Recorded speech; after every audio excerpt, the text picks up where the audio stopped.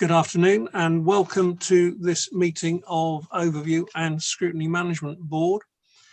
The only item I have to make in the introductions is that there has been a change in membership of this board, and from the end of September, Councillor Jeff Lovell has stood down.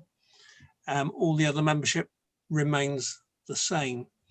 Lucy, do we have any apologies for absence? No, we don't, Chair. Okay, thank you. Members, do we have any declarations of interest? Celia. Just with reference to the sports facilities and parks, I think I should probably mention that I'm chair of Friends of Greville Smythe Park. And of course had no influence on all those responses from Greville Smythe Park, I'm sure. Thank you, Celia. Right, no other declarations? No. Okay, minutes of the previous meeting have been circulated, pages 7 to 12. Are members happy that we take those?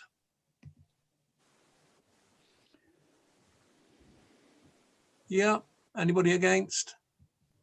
No. Okay, thank you very much. Now, under Chair's business, there are a couple of points I wanted to flag up, although they are likely to be covered elsewhere on the agenda. The main item, and I'm glad that we've got a couple of cabinet members present at this stage. The main item is with regard to the forward plan. I've raised this with Mike on a number of occasions, but I wanted to share it now. The last forward plan was published on the 7th of September. There were 7 items on that forward plan that had not previously been published, all coming to tomorrow's cabinet meeting. The narrative that goes with the items was insufficient for us to ascertain the nature of and the full detail of what was being considered.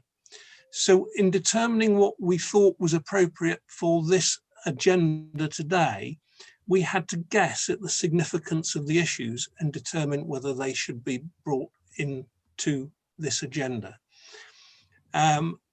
I hope members will share with me the view that this is not an acceptable and constructive way to engage with scrutiny.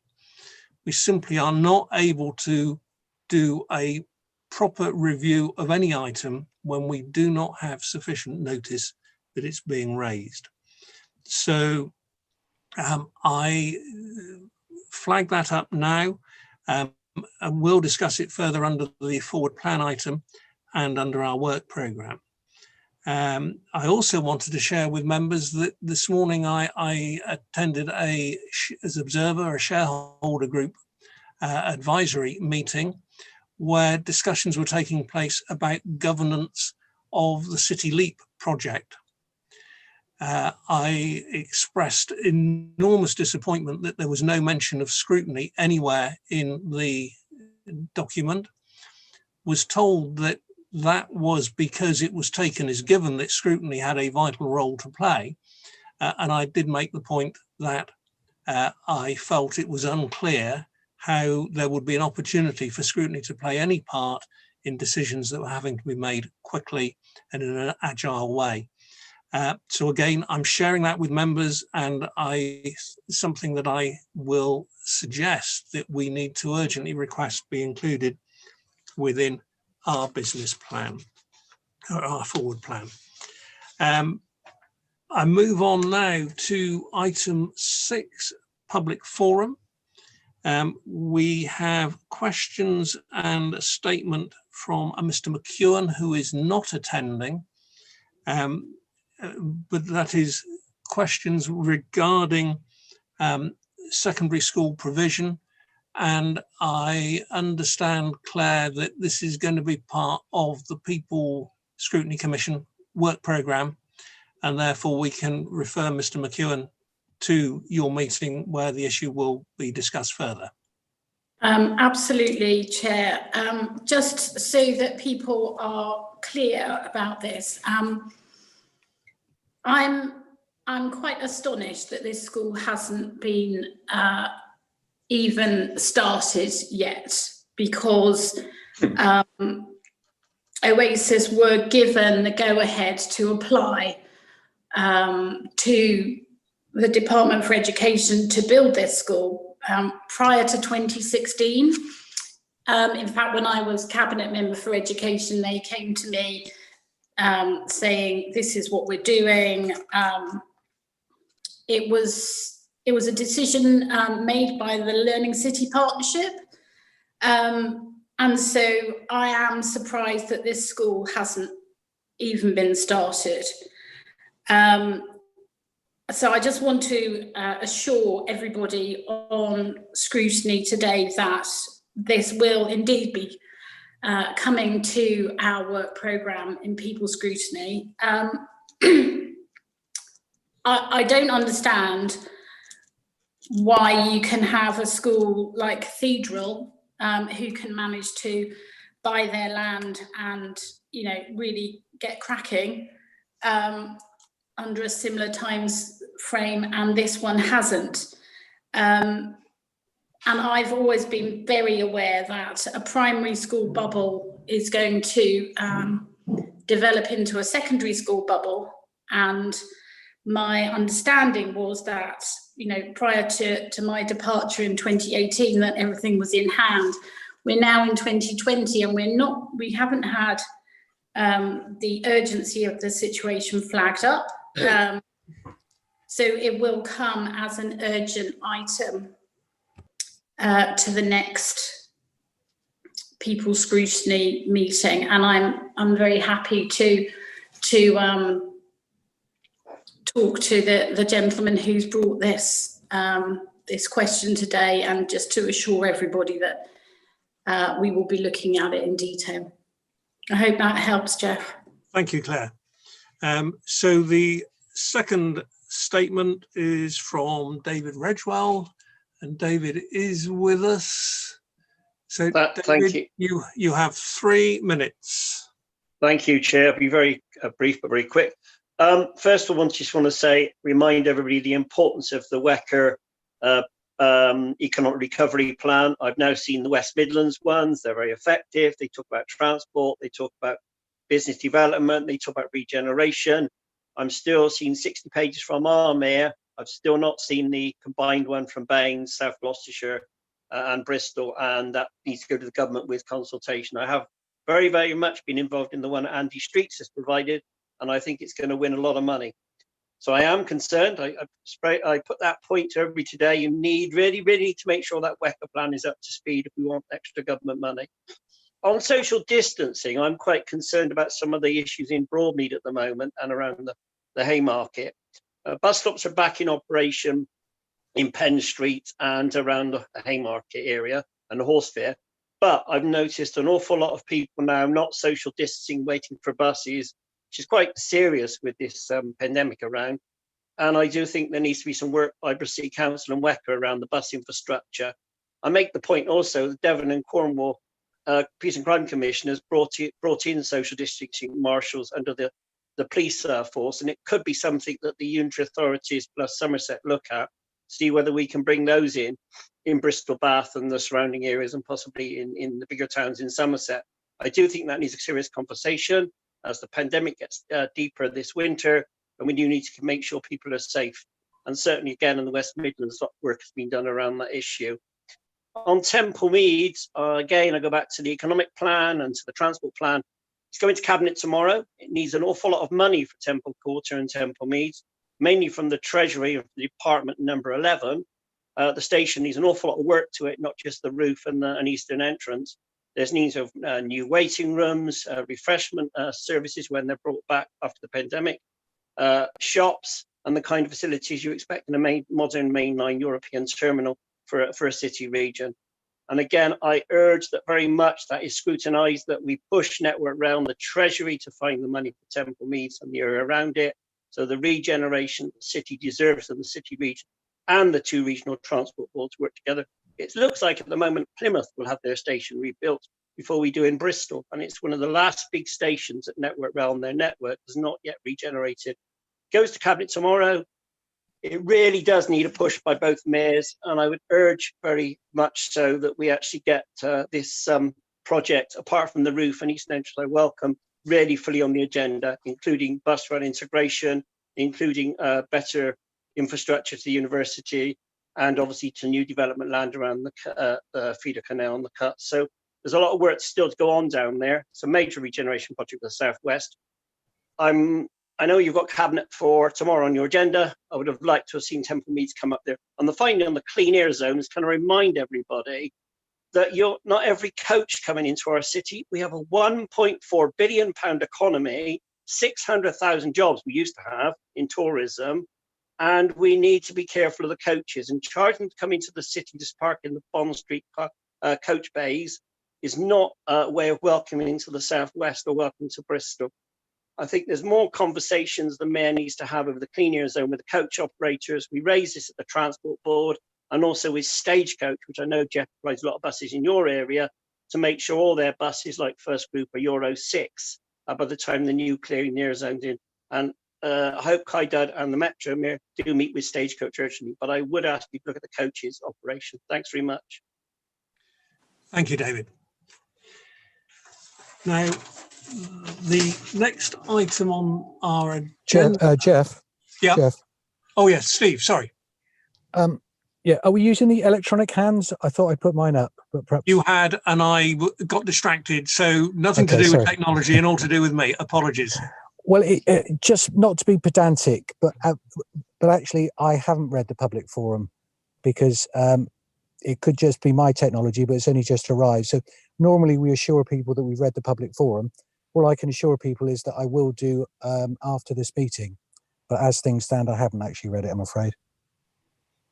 Okay, fair point, Steve. I have had the chance to read it, and I would emphasise it's really important that members do have a look. There's some really useful information in both the statements, so I would suggest that. Thank you, Steve. And I will try and be more diligent in looking at the raised hands. No, I wasn't. I just to check with members, because I've had a message from Asha Craig to say that she has to leave at 4 p.m. and was here for the sports facilities in parks and green spaces item. Are members happy that we raise any concerns on that issue now so that Asha is here to speak to it? Anthony, I think this is neighbourhood's issue in the first instance. Do you want to raise any comments? Well, I do, Jeff. Thank you. I'm aware of the problems that we've got here, and the need to make money, and the balance that we need to set this against with health and the freedom to enjoy council facilities and council green space. I understand all that, and I've lived with that for 4 or 5 years, I have to say. I think a trick that may be missed here is cooperation with other organisations in the city that also have a demand for recreational space. I noticed when I read the papers about bowls particularly, and about football, these are both things that large organisations and things like, even things like places like care homes and schools, academies, of course, big business, and lots of other organisations do have this sort of demand isn't quite the right word, but do have a need for this sort of thing. But I think I would like to know just how much cooperation there's been reaching out to such organisations to see if we can't help each other.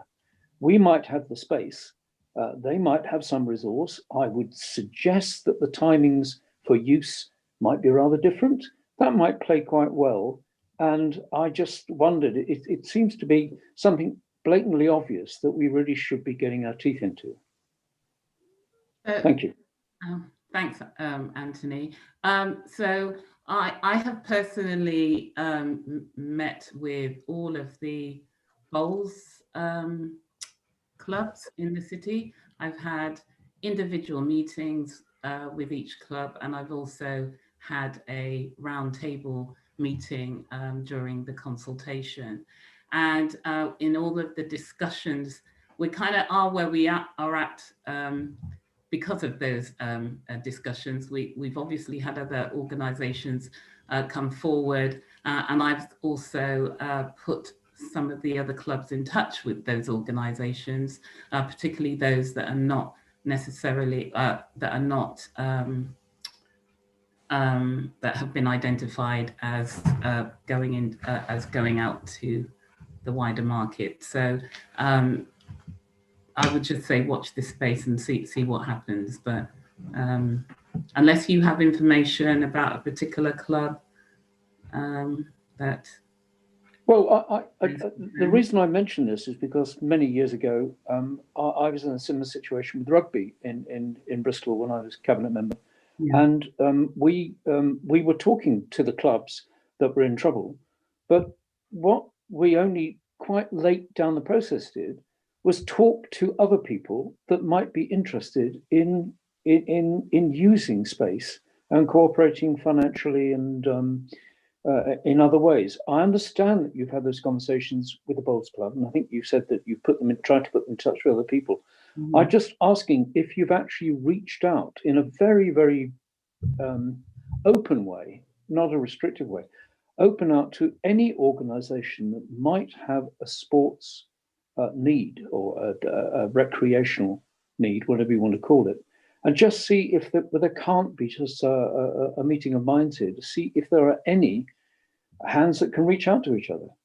Well, I think one of the things I'm prepared to do, and I've done it before, and we're doing it actually in Hartcliffe with the farm, is actually hold a meeting with all the organisations and or groups in the city that show an interest in those sports facilities and look at ways in which we can bring people together. So I know that there is interest from other sports clubs in the area, but it's making sure that we put in place, for me, some clear red lines as well, because certain sports and clubs we don't want to lose through this process. So it may not be the kind of reaching out that you would have liked to have seen, but I'm quite comfortable in the fact that people are in a place now where they're very much aware of the situation. Some clubs have indicated that they definitely want to either bid for those or may partner up with other organisations and or other sports clubs as a result of this. Thank you, Asha. Claire. Okay, thanks. Yes, thank you, Chair. I just want to ask the question, Councillor Craig, is, are you going to ensure that ensure the affordability of these recreational services? Because I'm very mindful that bowling clubs are real absolute lifelines for older people. Both for exercise and their mental health, you know, it's often a really, it's an essential part of people's lives. It's that hub where they have good friendships, they keep, you know, good exercise.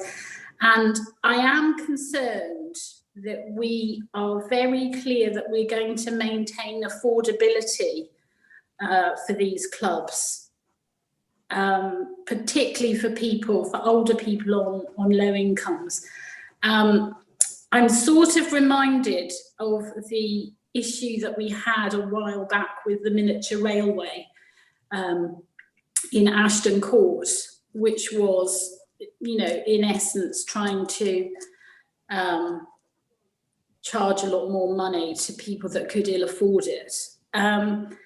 So I just want some reassurance, Asha, that you're going to, you know, make sure that people aren't priced out of this really important, you know, recreational service.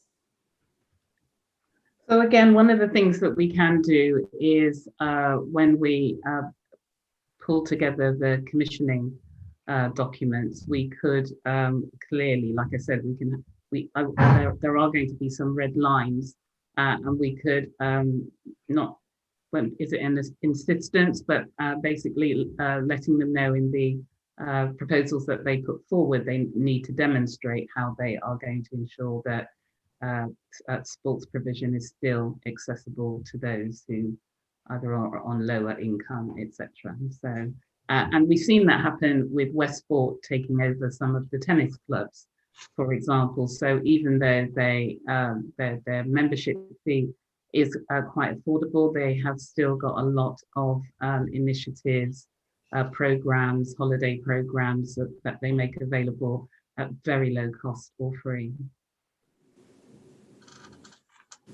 Okay, I mean, I just think it's really important that we note that this is an ascent. You know, bowling clubs are not necessarily, you know, they're not Olympic sports for our up and coming athletes, but they are that lifeline to many people. And I think we don't want to be saving money in order to. I would actually say that with the sports clubs, they find our service is much more expensive, and particularly the bowls club, they've always said, all of them have said to me that if they could purchase their own kind of maintenance staff to do it, it's much cheaper and they'd save a lot more money, hence they wouldn't have to charge any higher membership fees. So actually, so that's kind of a silver lining for many of those clubs, because they can get it cheaper, and some of them have proven that they've been able to do that. Okay, thank you. Anthony. Jeff, I'm sorry, could I just come back on something that Councillor Craig said? Actually, there's I've forgotten the name of it. There's a preference ratio between money achieved in doing these things and the broad social aspects and citywide aspects that we're trying to achieve. Somebody might butt in and help me and tell me what that's called, but I remember this. In terms of our social value policy. It may be that. I thought it was just called there was something, a formula or something, but there's basically we set the ratio of what our aims and ambitions are in whenever we go up for tenders or bids or whatever. Yeah. We had a test case on this back in council about 18 months ago, where there was a coffee place in St Andrews Park, where we actually made it very clear that we needed to set those preferences at a level that would deliver slightly less profit, but a bit more social value. Can you tell me, in an answer to Councillor Hiscott's question, if you're still maintaining that consideration when you're trying to get these bids in and trying to get money out of these organisations? I think it's really important that we are consistent in our approach, particularly when we are looking at how we address the social inequalities that pervade the city. So my answer to you would be yes. So what we can do is take the good practice that we have already demonstrated in exactly what you're saying and apply that to this process. Okay, thanks. That's good to hear. Thank you, Anthony. Thank you, Asha. I propose to move on from this item. However, I've had a request of whether we can bring the Finance Task and Finish group up the agenda. Can I just check with officers and with members that you're happy that we do that? Only that Denise Murray, the Director for Finance, wasn't going to attend till 4 o'clock. That was the only. She's here now. Oh, is she here? I can't see her. Thank you. Oh, you are there. Hello. Sorry. Oh. That's the end. Well anticipated, Denise. Is that all right if we go ahead with this one now?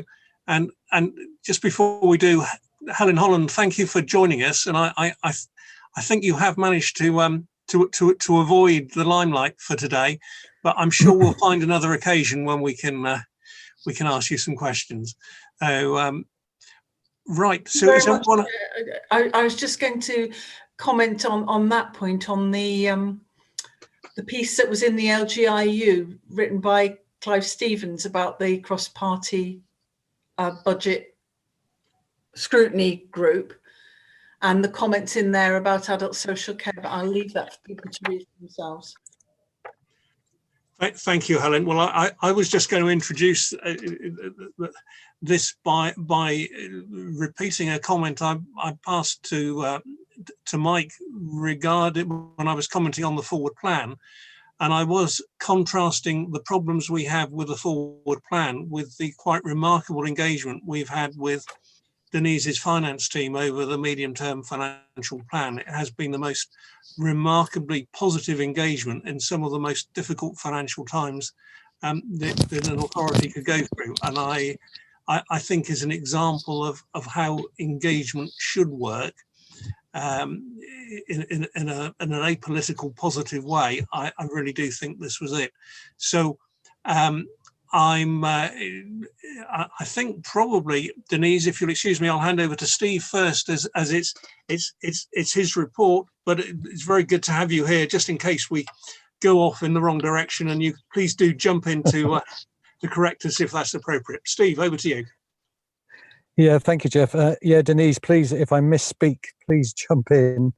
I'd like to echo the what you said about the officers. I mean, we routinely get good help. This has been exceptional help, and I think it should be acknowledged as such.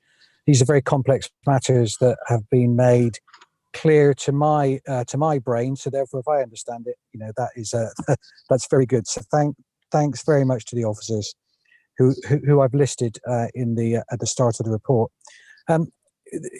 This report is really about the capital strategy and the MTFP. So just to deal with the capital strategy first, the majority, I mean, I won't regurgitate the report, it's there in front of you, but the majority of the capital strategy is dealing with long-term regeneration. So items like Temple Quarter, particularly, I suppose, housing investments. We do have a portfolio of commercial property, quite a substantial portfolio, and we're getting about 11 million return on that, which is a reasonable return. I rather got the impression that it's sort of been accrued in rather a sort of ad hoc way, and I think a future strategy might be to dispose of some of these assets and use them for targeted investments around financial growth and regeneration. So, I mean, we're pleased to have those assets, but I think we might repurpose them or repurpose the money we get from selling them. We thought about any members discussed whether they thought there was any problems with the strategy. One potential niggle we were concerned about is because of items. I mean, many of the infrastructure assets around Bristol were built by Victorians, and clearly they're starting to wear out. We've seen that around the harbour walls, for example, which, you know, who knows how big a problem that is. We've also seen it around, although Cumberland Basin wasn't built by the Victorians, but we've seen problems around that. So we pointed out that it's important that we take into account maintenance projects as well as growth projects. And I think that was taken on board. The MTFP, I'll take questions at the end if it's okay. The MTFP is about, as members will know, is about the long-term strategic approach to the management of our finances. So the impact of COVID, obviously, well, not obviously, but is severe and is going to have an ongoing revenue impact for a number of years. You can see the figures there, but there's basically a gap between what the government have given us and what we've spent and what we've lost in income.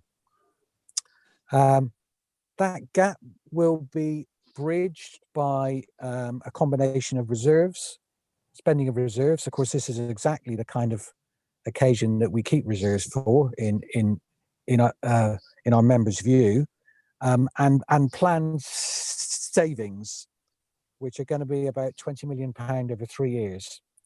So that's a substantial, but perhaps not unmanageable amount. One thing I would say about this report is it's got lots of uncertainty around it, perhaps much more uncertainty than would be usual in a report like this or in a plan like this. We've got the uncertainty of COVID, so who knows if COVID's going to come back again. We've got the uncertainty around Brexit and potentially no deal Brexit. I think the assumptions that officers have used have been realistic with the information they've got, but who knows what's going to happen. We've had a crazy year in 2020. Who knows what's going to happen in 2021, frankly. So there is a caveat around all of this planning and all of this strategy. But I am satisfied, and the members of the Task and Finish group were satisfied, I think, that officers have taken that into account as best they can. So just briefly to go through a few specific points. Income, well, council tax losses are the biggest problem. There's a sort of double whammy there, really. There's the loss of council tax that we can't recover. There's also the increase in the council tax reduction scheme, which is reflected as people, frankly, haven't got the money to pay their council tax. As members will know, we're one of the few councils who run such a scheme, and as far as I'm concerned, long may it continue.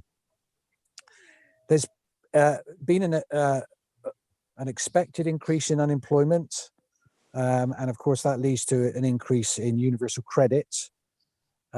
We were shown a very interesting sort of heat map of where universal credit is, and I suppose it's where you'd expect it would be. Some of the more disadvantaged areas around the middle of Bristol. What was very striking was that the huge increase in those areas, and I think that's something we need to be very aware about. So there's increase everywhere, but there is a very large increase in universal credit claimants and council tax reduction scheme claimants in the central areas, in the central wards. Business rates, well, there's a big shortfall, but the government, I think it's reasonable to say, have covered the majority of it. There is still a gap, but they've covered the majority of it. Helpfully, they've agreed, I think this is right, Denise, I think they've agreed that deficits in business rates and council tax can now be spread over 3 years from an accounting perspective, which is helpful. Adult social care, actually, Joe will confirm this in a minute, but Tian has suggested I change that heading to general reserves rather than adult social care. As well as the COVID impact to adult social care, there is also what officers are calling the non-COVID impact. In other words, the sort of general pressure that we seem to get every year from adult social care. And that's, while we will be supported by the government for the COVID impact, we won't be supported for that general overspend, which comes to best part of £8 million. Dedicated schools grant, we've got a deficit of that of about £8 million forecast, and not unexpectedly, the SEN budget, the volume of SEN claims and the amount of the expense are the main culprits for that overspend. A couple of other points. So homelessness, we've got the highest homelessness outside, highest amount of rough sleepers outside London. It's hard to get the exact numbers, but we're told it's more than 200, which is a lot of people sleeping on the streets. Bristol Energy, we're coming on to Bristol Energy later in the agenda, but in terms of the of my report, I'm told that the losses that have been suffered by Bristol Energy and will be crystallised by Bristol Energy are funded by reserves. So they're unlikely to have significant impact on the ongoing revenue budget. Although the caveat to that is it depends on the details of what the sale price are and so on. But in general terms, I'm told that it won't have an impact on our revenue budget. And then lastly, reserves. Well, the reserves were topped up, prudently. I would say the reserves were topped up last year, because we got some extra money from the government. And because of that prudence, they've never gone below, I think I'm right in saying this, they've never gone below the policy-driven, policy-agreed amount of 20 million. This is the general reserve.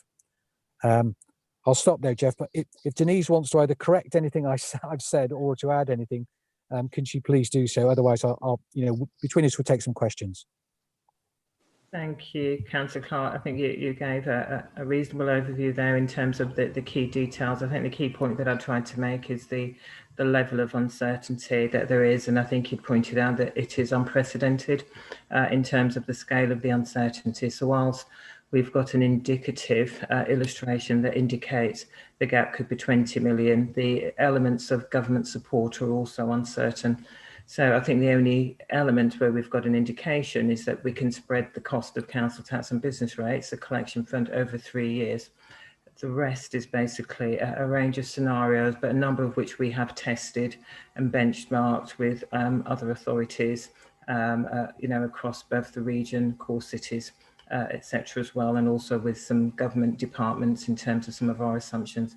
So we believe that they are realistic assumptions, but there is still a significant element of risk within the financial plans. So in terms of the potential mitigations, clearly we will be exploring all options to be able to be clear that when we do get the indicative financial settlement, which we expect to receive December, January, we're able to be clear that we have a strategy that can enable us to bridge the gap that's there at the time. So I think those are just the key points, just to clarify. But other than that, I think you did a good job in just summarising what is a complex position. Thank you. Thank you, Denise. Now, members, if I can just make the point that this isn't really an opportunity to ask Denise difficult questions. It's actually an opportunity to ask Steve questions about the task and finish group. That won't preclude Denise answering difficult questions, but I'm just trying to give you some guidance that it's really about the process that we've gone through and anything that you might wish to ask. And having sat in on a number of those meetings, I can assure you that they were pretty comprehensive in the questions they asked the finance team. So does anybody have anything they want to add? Anthony. Well, one question, and I think I'm with Steve on not being the greatest financial wizard in the council. Surely any money taken out of reserves must then have a revenue cost to service the debt of that money, because that money is then automatically replaced. So it's not money that can come and go without leaving any footprint. It will still have ongoing effects. And I just thought that's a question as well as a statement, I think, surely. I'll leave that one for Denise, but I think you're right, Anthony. No, there are different elements. It depends on elements of reserves. So reserves isn't borrowing, but quite frequently the reserves are earmarked for a specific reason. And if that reason still exists following our review, then they will need to be replenished at some point in the future when in a timely manner for the time that they need to be applied. But what we tend to do is every year we do a full review of our reserves to see whether the purpose they were earmarked is still relevant, etc. Denise, if I may, Yeah. in this case, surely this money was in an account not being used, then had to be used to cover the losses, and surely that means that money has now been taken out of that account, is in use, and therefore interest must be paid upon it. So I think we're covering two different points. I think the point that you're referring to, Councillor Negus, is in relation to Bristol Energy, and the point that Councillor Clark had made about utilising earmarked reserves. I think what Councillor Clark was referring to was the fact that throughout the life cycle of Bristol Energy and our investments in Bristol Energy have actually come from specific reserves that were earmarked for Bristol Energy during the period of which those funds needed to be drawn down. So therefore, therefore they don't need to be replenished. They were specifically earmarked for Bristol Energy. And they don't attract any interest. No, they don't. No, they were earmarked for in the year in question from within the energy or capital investment reserve. The other point is relating to a risk reserve, which we have earmarked for risk associated to Bristol Energy. That amount is still there and will be considered as part of the final position. So doesn't that mean that that money was originally in that account for the sole purpose of covering known losses? Because if it had been there simply as a money to be used if and when, then when would attract interest. So presumably you're saying that it was always known that that money would have to be taken out of reserves to backfill the losses. No, there are two different things. So in terms of accounting treatment, which is what we're referring to, the accounting treatment requires us to make a provision in our accounts for potential losses against our guarantees. And therefore, part of that has been an accounting treatment in our accounts, which draws down from what we'd call the risk reserve. Now, should anything crystallise at the end of the process, then those funds will be utilised. But we've also had a slightly larger figure that's earmarked within the risk reserve. So whilst we're holding the fund, we obviously get interest on the fund. Should we require to utilise the full amount of that reserve, then it will be applied accordingly. Okay, thank you. Any other questions? Claire.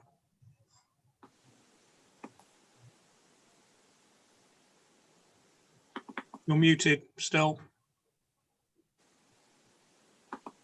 Sorry, there we go. I just wanted to follow up on Anthony's comments, really, because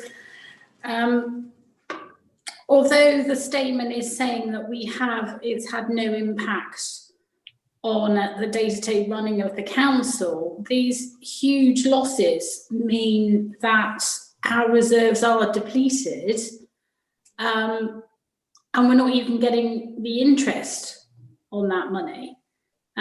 So if we've lost 40 million, I just wonder how we're feeling we're still in a very, how do we feel that we're in a safe and comfortable place for any other unprecedented, unforeseen circumstances? And also 40 million quid in reserves gives us quite a significant annual interest.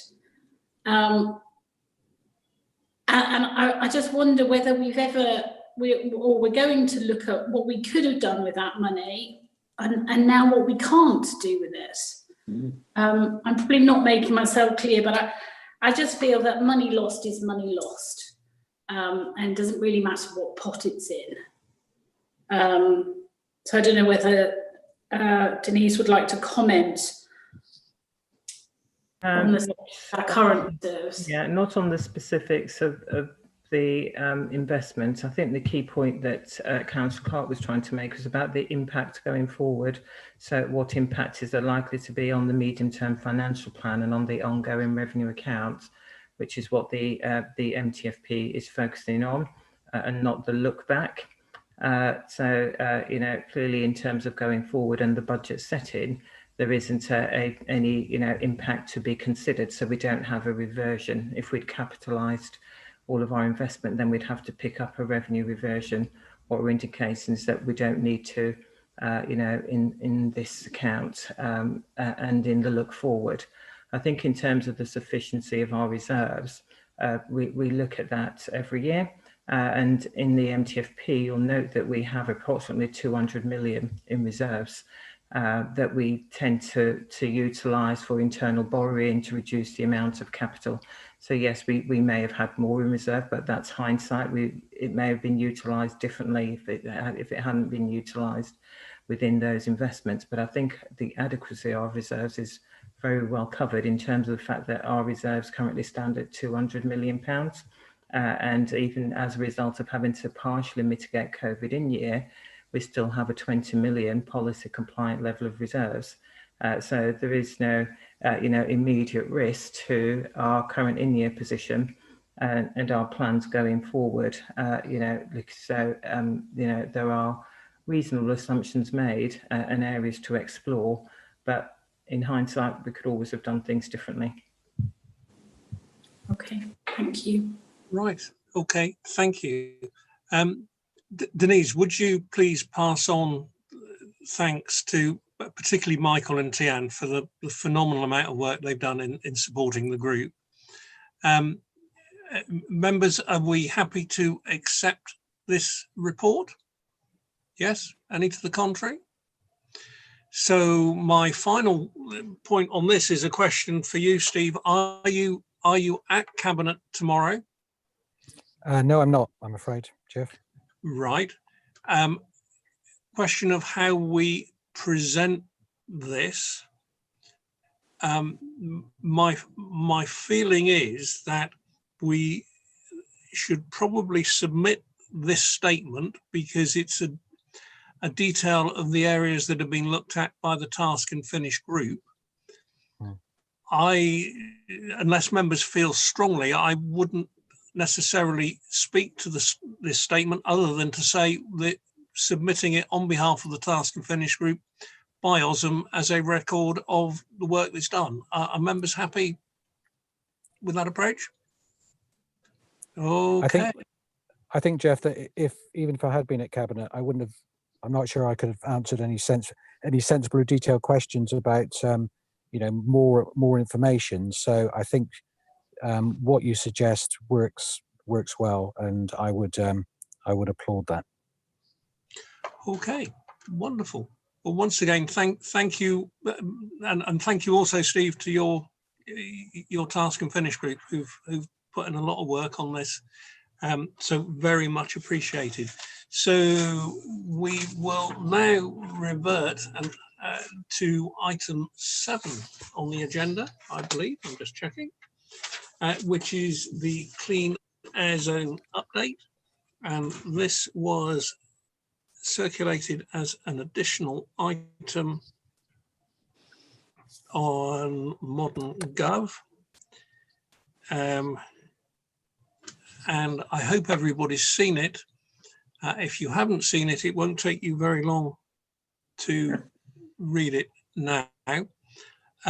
If I just set the scene, and thank you, Mike, for coming along to talk to us on this, but the reason that the OSM leads felt it was important that we had an update on this item was that at the beginning of September, before it went to the September Cabinet, we had a presentation which indicated various dates that decisions were being made by Cabinet to take this through the decision-making process and submit by timelines that were necessary to central government. But the 7th of September forward plan made no reference to the Clean Air Zone going to any Cabinet meetings in the rest of this civic year. And the leads were concerned to understand where the decisions were being made on this issue, and did not feel that a report coming to scrutiny a day before Cabinet and a day before a decision had to be filed with JACU was actually sufficient time for scrutiny to be engaged in the process. So, Mike, that was the background behind our questions, and I don't know whether you want to speak to this update on that light. Thanks, Chair. Well, I'll speak specifically to what you've chosen to emphasise in your introductory remarks. So the key decision point for Cabinet will be signing off the final business case, which is anticipated in February. So I think you've yet to set the date for your OSM meeting in February, although I think Lucy 1 is being anticipated from what I've seen. So I'm quite happy, Chair, that we work with you to ensure that we can identify a date which you are then able to meet to look at that draft Cabinet report on its way to Cabinet. I mean, the alternative would be for the team to come and brief you earlier in the process, but without the Cabinet report itself. Clearly, there'll be a lot of work between now and February where there'll be a direction of travel that we can share with you. There'll also be the outcome of the further consultation that will be happening. I think it will begin I think it's due to start later this week for a period of time that will also inform the final business case. So yeah, as I say, we're happy to work with you on a date for an OSA meeting in February as we go into Cabinet to get the final business case signed off, or we could do something earlier on the back of the consultation response, if that's helpful. So I think my immediate question from that, Mike, is that I believe the reason we hadn't fixed a February meeting was because we didn't know when the February Cabinet meeting was going to be. And I don't know whether, I don't know, Mike or Lucy, whether we have any clarification on that now. Let me just double check. I'll come back. Okay, because that was certainly the reason why we didn't, because the date was being determined in part by when the submission had to go into JACU, I believe. So, yeah. So if we could have, if you could check that, Lucy, whilst we carry on with any other points members wish to raise. Anthony. Well, there's another intermediate date, isn't there? And we acknowledged this last time we went through this process, where we, as Mike suggested, we did have an intermediate meeting. As I understand it, we have a hopeful path of activity here to achieve a non-chargeable zone, so long as all the figures stack up in terms of the improvement of air quality, partly because of COVID and partly because of the other measures that have been taken. There's going to be a point before you actually write up that business case where you'll know if you're going to hit that target and be able to deliver that sound reasoning to JACU. And it's at that point that I think we could help, as OSM could help, as it did, I think, last time. I think Adam Crowther acknowledged that, you know, it was a very useful discussion last time, which helped quite a lot. And I think we could do that again. But when would that date be? So, Councillor Negus, you're right. There will be a point at which the further traffic monitoring data and the further modelling work gives us a good indication as to whether or not we're going to be able to proceed without a clean air zone. And my understanding is that's likely to be around December time. So we could come then. I mean, I'd need to check with Adam and the team, but I think it'll be before Christmas. So I don't know if you've got dates fixed for December. In that case, Jeff, from hearing what Mike says, I personally would welcome an opportunity for us to meet in what was last time a fairly informal basis. It was a genuine two-way conversation, which is where these things are most valuable. I would recommend that we find a date to fit with this information that Mike's talking about, so that we can actually make a real contribution. Quite honestly, past that stage, it's more or less a rubber stamp. Yep, I share your view. At the moment, we have a meeting at the end of November prior to the Cabinet meeting on the 1st or 2nd of December. And because there isn't a Cabinet meeting then until Budget Cabinet, we don't have a meeting scheduled. I also checked, and at the moment the two Cabinet meetings scheduled are 2nd of February and 2nd of March. So are you suggesting, Mike, that the final case would be going to the 2nd of February Cabinet meeting, or will there be an additional Cabinet meeting near the end of the month? So knowing that Cabinet is currently so early in February, it's possible there will need to be a later February Cabinet. But just coming back to the potential intermediate engagement with you, let me go away, if I may, Chair, and check with Adam and the team whether your end of November date fits with coming back with the outcome of the further modelling work and monitoring. It might be too early, but I'm happy to sign up to the principle if you want, Chair, to have an intermediate look at it, and I'll let you know whether that end of November date works. Well, I'm guessing that members would incline to the intermediate date. I think that's potentially more important than the final business case date, as Anthony has explained. Is that a general consensus from members that we would want that? All I would say, Jeff, if I may, is that we do need our date to fit with this modelling and further information, not the other way round. We don't want, if we don't want this information in whatever form it's in to come to our next meeting, we want to make sure we've got it in a way that it's cut and dried and we know where we are. Absolutely, because I was going to add, Mike, that I'd rather you looked at what the time frame was, both to compile the information and not necessarily to put it in a report that can come to a full-blown report to come to members, but in a format that it can be presented to us in a way that would be useful. Yeah. And I would rather that we had a special meeting later in December. I'm warily looking at Lucy and Joe when I say that, because I know the pressures we're creating for you as a team, but I do think that is a way that we can engage and play a part in the process. So yeah, Chair, so I understand the ask. I will just see if the 30th works, just to avoid the need to create a further meeting.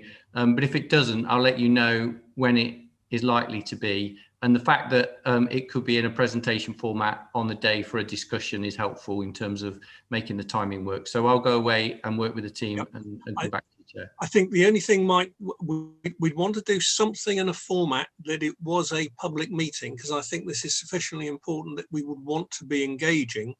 But that could be in the form of a brief position statement as the paper that's circulated, and the other could come in a presentation to the meeting. I'd be happy with that. Can I just check members would be happy if we can compromise on that basis as well? Yeah. Okay. Thank you, Mike. That's really appreciated. Claire.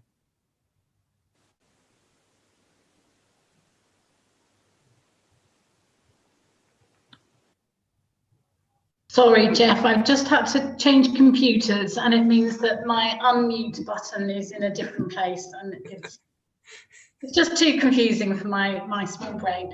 I just wanted to ask you, Mike, I mean, previously I've asked you about the consultations to business around the clean air zones proposals, and obviously they are hanging at the moment on keeping Baldwin Street, you know, reducing the access to Baldwin Street and closing Bristol Bridge. And I just want to follow up on the last time we talked about this and ask if you have now approached the businesses on Welsh Back, including the Bristol Old Vic. Thanks, Claire. So so I can confirm, so I personally went to meet with the Old Vic with Adam. We had a very helpful conversation, gave the Old Vic chance to explain to us in some detail some of the operational challenges they saw with those changes. We have encouraged them to make a formal response to the consultation, which I hope they do, but they've got some useful operational experience, which is helpful for us to have. As I said, we are about to go out to consultation on the options agreed by Cabinet in September, and we'll be ensuring that we do everything we can to reach out to the business community as part of that consultation, including some direct engagement with key businesses. So I think we've got it covered off now, Claire, and as I say, we did have a really helpful conversation with the Old Vic. That's great. I mean, I'm also concerned about the impact on some of those businesses around Redcliffe and the impact on getting to the SS Great Britain and things like that. So can you assure me that that proactive consultation will include those businesses? So we're doing everything we can to reach businesses. As you'll know, Claire, sometimes the restriction is the capacity of the business to engage with us. And anything you and other members can do to encourage businesses to respond to the consultation will help us with that. But on the SSGB, just to say again, actually, I've been in touch with Matt Tanner, and I'm actually going to be meeting Matthew myself to talk about the impacts on the SSGB. So there are some key stakeholders, we're very clearly in touch with, but yes, anything you and other members can do to encourage businesses to respond to the consultation would be helpful. We would do everything we can though. Yeah, that's great. Thanks, Mike. Appreciate that. Thank you, Mike. Right, that's really positive, and we will wait for an update from you, Mike, and work with Lucy and work out how we can fit it all into the programme. Much appreciated. So item 8 on the agenda, Bristol Energy position statement, and that is pages 13 to 14 of your documents. Now, I mean, the first point I was going to raise here is, Mike, I know I've raised this before, but I do think it's unfortunate that the only way I, as a backbench member, find out that Bristol Energy has changed its name is by getting an email from Companies House. I find it very strange that members haven't been told, and given that the resolution was dated the 7th of September, the fact that I get an email on the 1st of October from Companies House telling me it begs more questions than it needs to. So I'm just flagging up that in the context of knowing where we're going, and the change of name clearly an inevitability because you've explained the name has been sold. So I understand that, but I still think it might have been helpful for members to have been told. The Osm leads felt that there was a lot of information they wanted to know about Bristol Energy, and the reason we asked for this position statement was knowing that you could not give us detail at this stage, but would give us the opportunity to raise with you and record in the minutes the issues of concern that we feel members need to have explained to them in due course. So that was the reasoning behind where we are. Mike, do you want to speak to the position statement, or do you want to take comments from members? I mean, there's nothing I want to add to the position statement, and as you'll see from the statement, there is very limited amount of further information we can give at the moment because we are in a live transition phase post-sale, and most of the agreement between ourselves and Together Energy remains commercially confidential and is subject to a confidentiality agreement between the council and Together Energy. So there's not much more I can say about the detail of the transition of the sale at the moment. Just to pick up your point, Chair, about notification of the change of name, well, we did take the view that because we had told members that the name had been sold, the fact that it subsequently had a new name for its remaining life didn't seem to us to be of something of any particular moment. So I hadn't felt the need to communicate it. But I accept the fact that you've taken a different view on that, Chair. So no, I haven't got anything further to add. Happy to answer questions that I'm able to. Okay, thank you, Mike. Just looking, Claire. The mute button's in the same place as it was just now. I know. I'll get there in the end. Perhaps I just won't ask questions and I won't look quite so technically inept. I just wanted to ask Mike, so my understanding is that Bristol Energy would have had a renewable energy obligation due in August. And I just wanted to know whether we've paid that or whether we've delayed that payment at the moment, deferred it at all. So all I'd say is that we've got an agreed position with the regulator on the payment of the ROC. So it's something that we've got an agreed position on, and that is part of that agreement between us and Together Energy, but with the regulator's support. So nobody's paid that yet to the regulator? So all I say, we've got an agreed position with the regulator on the payment of the ROC. Which I take as an agreed position means that we haven't paid it yet. That's fine, because that is around well, it's quite a hefty bill. So that will be part of the package, will it, that's being discussed at the moment? Yeah, so this is the difficulty, Chair, of having this as an update. So all of these matters are part of the agreement with Together Energy. So it's not appropriate for me to say anything more other than the matter's been dealt with as part of the agreement and has the support of the regulator. Okay. Can you remind me again, Mike, how much that renewable energy obligation is? I can't remember off the top of my head, Claire. Multiple millions, is that right? Thank you. Any other questions or issues we want covered? Anthony. Well, I was going to wait until the end, Jeff, because my question is sort of alongside Bristol Energy, really. I had expected this meeting to be talking about the companies, the Bristol companies, Waste Company and Gorham Homes, as well as this. And yet I find this is the only one on the agenda. At the same time, my community scrutiny group doesn't know when it's going to get the Waste Company annual report, which is it's a dual performance and finance report. I'm really quite interested to know about performance of the companies that this city council owns and operates as standalone companies. I would, now that Mike's here, I'd like to ask when we're going to see that information, either through the scrutiny commissions or through OSM. I think in the past, OSM has actually taken a very leading role on scrutinizing the companies.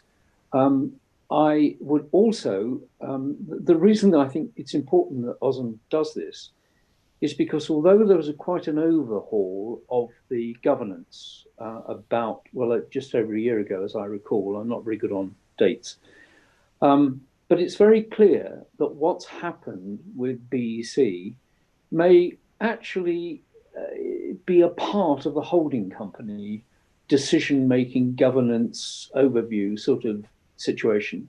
So I think we should learn from what's happened from BEC in terms of our organisation of the other companies as well.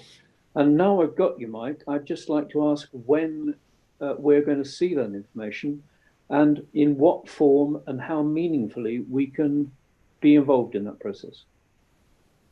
If I may, Chair, so we're anticipating doing what we did last year, Anthony, which was Holdco brought all of the companies' business plans together as a group to OSM, and Lucy, I think we're planning on doing that again in the November meeting. 18th of Jan, yeah. 18th of Jan. Yeah. Jan, okay. Okay, well, that's thank you. A very quick answer. So the only thing I'd follow up on that, and I can't recall this, Lucy, did we look at the outturns for the companies separately? I know we have done in past years, and Yeah. so I think when I discussed this issue with Anthony, it was just the question that if we have the annual accounts for the companies at the same time as we look at the business plans for next year, that's a pretty intensive package of stuff. And so it's just a question, Mike, of whether it would be reasonable to consider having the accounts for Gorham and Bristol Waste and for Bristol Holdings brought to one of our next meetings rather than leaving it till the business plans. So again, Lucy, I don't know if you can help me what we got scheduled. I think you're right, Chair. We did do them separately previously. Yeah, I think at the moment they're down to come all in one, but we have, like you say, we have done it different ways in different years. So I can take that back, Chair, and find out refine the plan and come back with some parameters.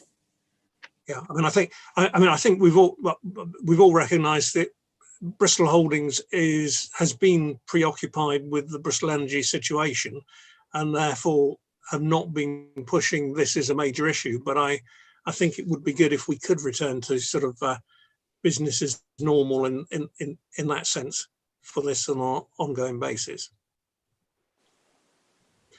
Okay, Mike, I don't necessarily think or expect you to be able to answer this, but the area that I'm interested in is that the loss on the investment in Bristol Energy is going to be crystallized at some time in a relatively short period of time. At what point is the wording of that is going to go in the authority's annual accounts to recognise that going to be available? Because I presume it's got to go into the March 20 accounts, because the asset no longer exists, even though it is shown in those accounts. And that, in terms of reputational issue and how it's worded, is actually pretty significant. Now, I'm presuming that that wording will be taken to audit committee, but I think it is of significance, and that members would be interested in knowing how it's going to be covered and how the wording is going to explain the situation and how the loss is going to be quantified. Are you able to give a hint at any of the answers to any of those questions at the moment? So I think really we'd need Denise to help us with that, Chair, and she's left us, unfortunately. But your general assumption about that will be the point at which it will become clear and will have crystallised is right in the accounts. Quite what the process will be for taking that through the council's processes.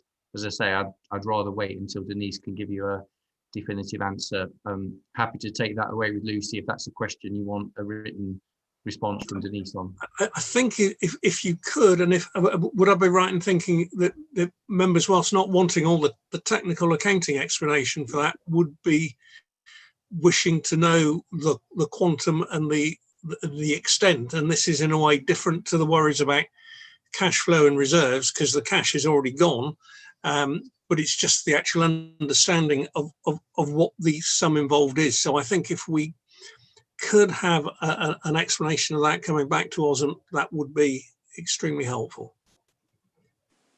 Yeah, just to be clear, Chair, what we can't do for some time yet is give you that figure, but what we can set out is the process and the timetable to which we think we would be able to share it on its way, as you say, through the council's accounting process. But to flag up that in the commercial world, even when these things can't be quantified exactly, estimates have to be made for year-end accounts, and therefore we don't need to know the detail of how those estimates are being arrived at, but we do need to know that there is a calculation that shows what the figures are.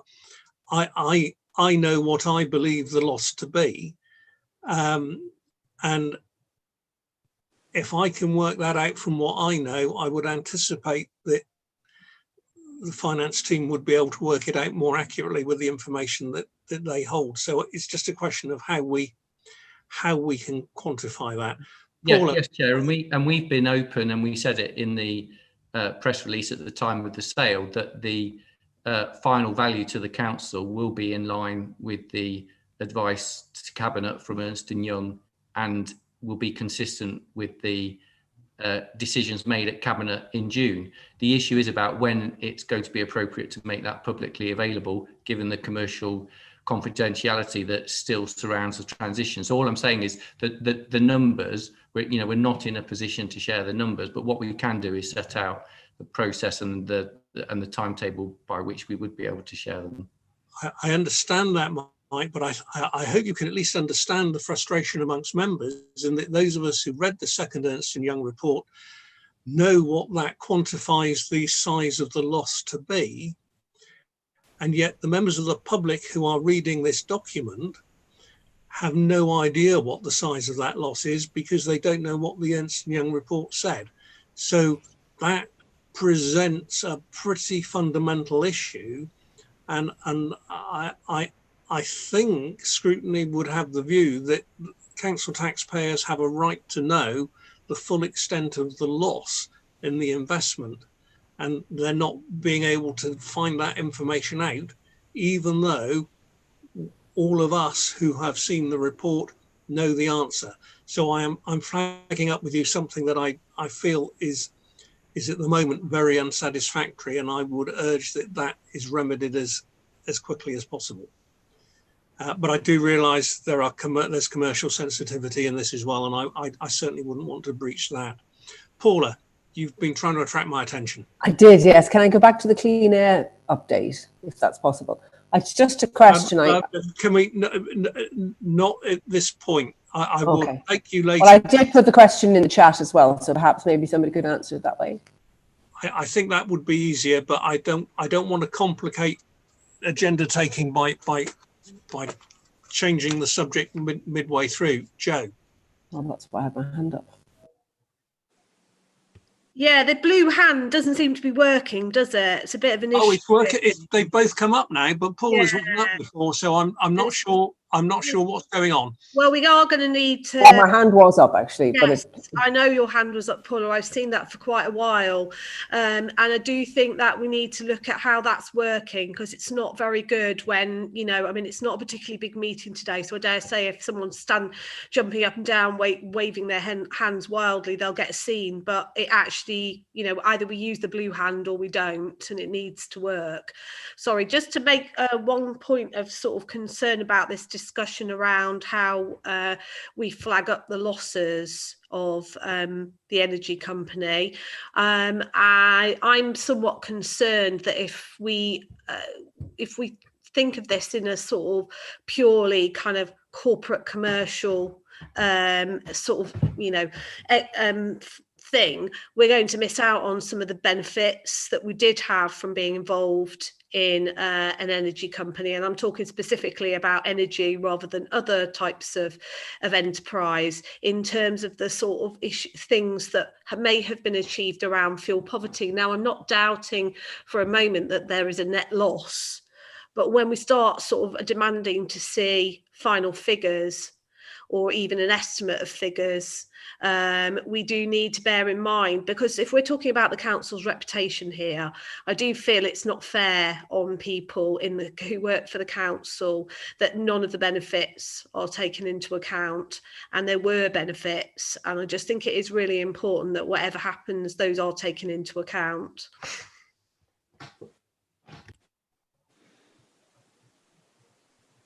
Any further comments?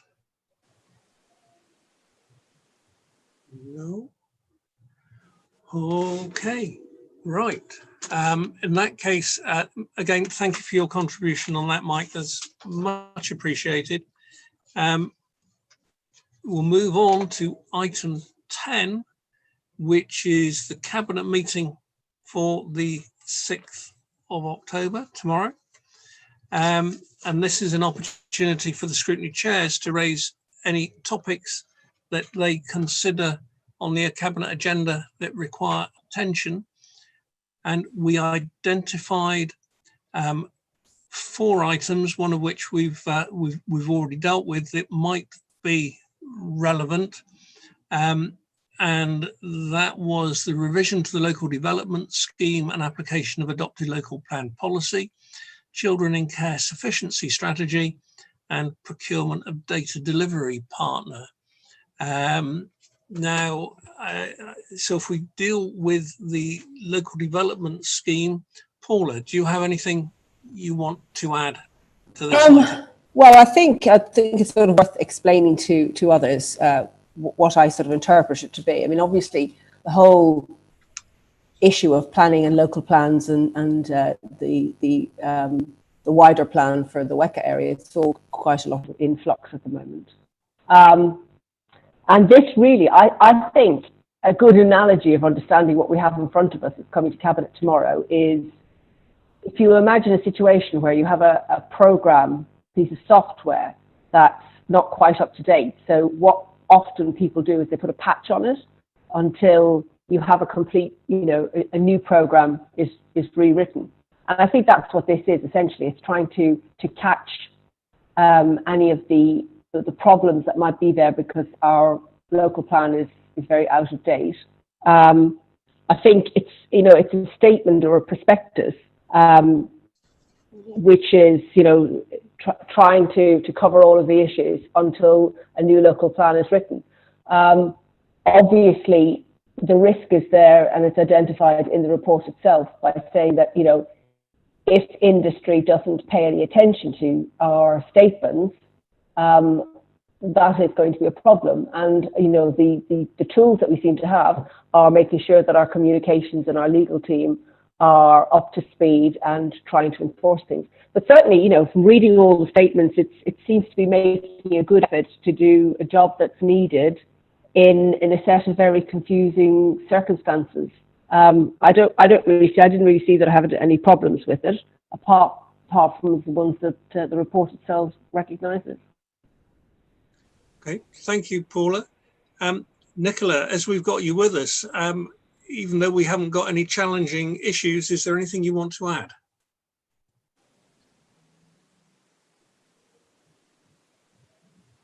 No. Right, Anthony. Well, there is another issue with the local plan, which is, of course, the HMO SBD and the whole aspect of the amount of non-residential housing that is creeping into the city in a way that's going to undermine many of our policies. The SBD, which I forced through, and with Clive Stevens, we managed to eventually get one, is now whole below the waterline, because it's not going to include the purpose-built student accommodation calculations, which means it's pretty well meaningless. We don't have any policy at all, because there is no government policy about full-time. That means permanent, 24/7, 365 days a year for Airbnb. There are lots of other, PBSAs are one of them, but there's lots of other things that are creeping in, which are basically eroding the ability of people to rent and buy residential accommodation in the city. This is a major, major issue. It completely conflicts with the mayor's intentions for affordable housing and house building generally. And yet what we're proposing, Paula, this is the new proposal, this is what's going to come back on stream and make us up to date, is actually not fit for purpose. So we've got a very serious problem there. And if that wasn't bad enough, the government is trying to cut our legs off completely with the proposals in their white paper. So we have a major planning problem here. In Bristol particularly, but in the country generally, and it's going to make it very difficult to actually comply with any timetable until we know what that government white paper, how that proceeds. We're in a very bad place. Can I just see if Nicola's there to respond to that comment? Hi, hello. Hi. Hello, Jeff. Sorry about that. I just had to pop out of the meeting. I'm really sorry. And sorry, that's very unprofessional, so I can only apologise. But if you'd like to say that again, Anthony. Did you catch No, Anthony's I didn't. comments? I caught the very end, I'm afraid. Right. I'm very sorry. Anthony, would you like to oh, goodness. Everyone's going to get very, very bored now. I'm saying... Would you like to put it into the chat then, Anthony? Well, I actually can't do chat very, very easily. My vision isn't good enough. What I was saying was that our flagship policy for the local plan, which is the HMO SBD, which we eventually managed to get in, is fatally flawed because it doesn't include a proper calculation of the PBSAs. We have no legislation or local guidance on Airbnbs, and there's a lot of other ways of creeping in rented property and various other types of arranged properties, but for basically diminishing the amount of residential homes we have in the city, which is completely knocking sideways what the mayor is trying to achieve. So we're in a bit of a mess. I mean, firstly, to pick off your Airbnb comment, I don't disagree with you. If you recall, we put a motion to full council on Airbnbs. I think it was about 8-9 months ago. I'm trying to recall when that was exactly.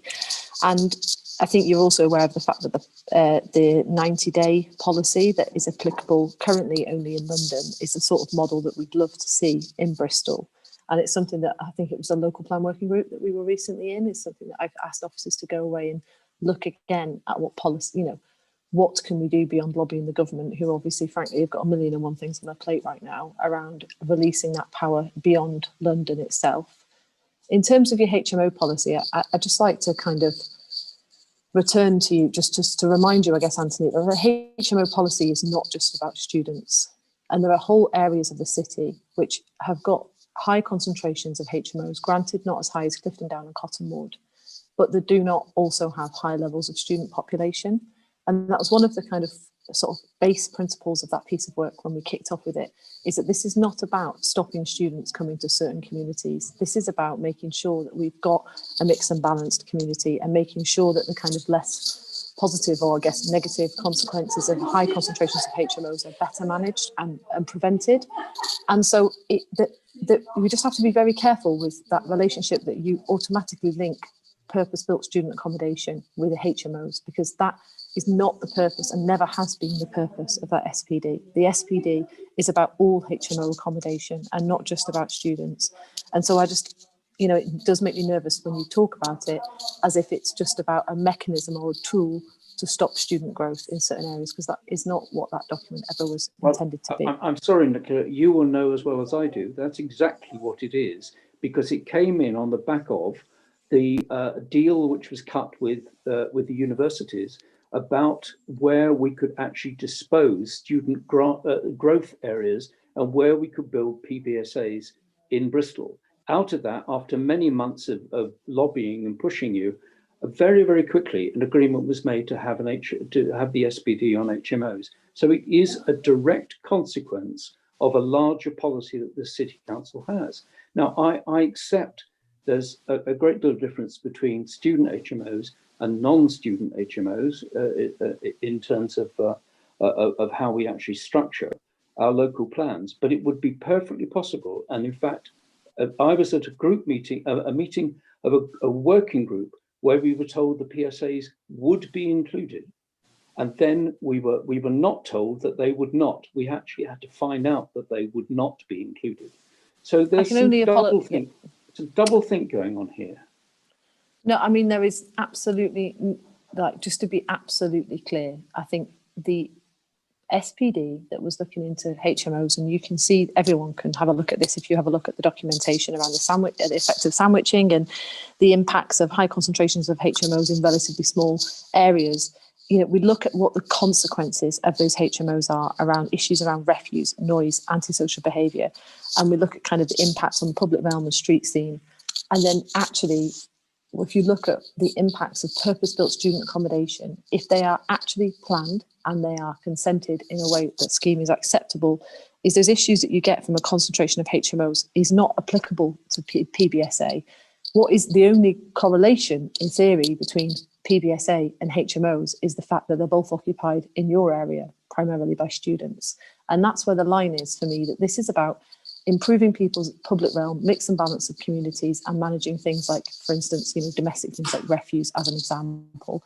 And so I just want to challenge back. I can only apologise if it had not been made clear to you, or officers had not made clear that step change in the way in which the concentration figures were calculated around the number of HMOs. And that is what this boils down to. This is not around politics or tactics or anything you may or may not be alluding to in that comment, Anthony. This is around data and around the reliance of that data and how important that data is to that for that SPD to work.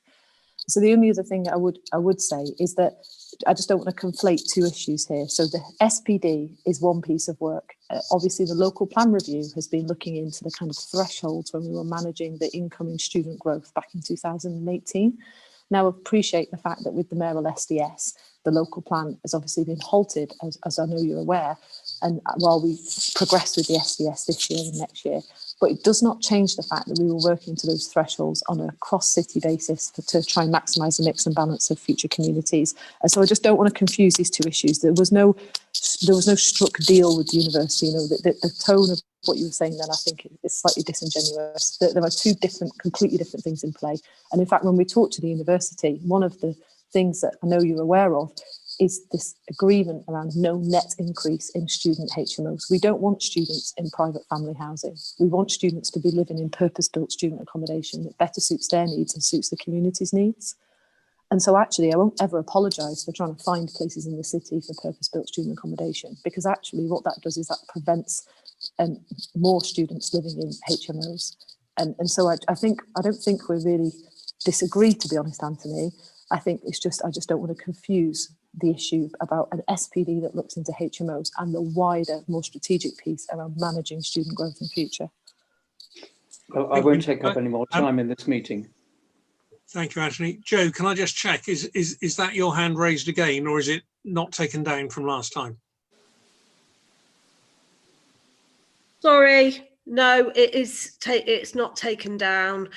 Some meetings they take it down for you. That's the problem. Right. Thank you. Does anybody else have anything else on the local development plan? Nicola, thank you for joining us. That's really appreciated. Thank you. And I'm really sorry about earlier. I was juggling too many things and I didn't notice that you'd moved on to my slot. I'm very sorry. Thank you very much, problem. Chair. No problem. Thank you. Thank you.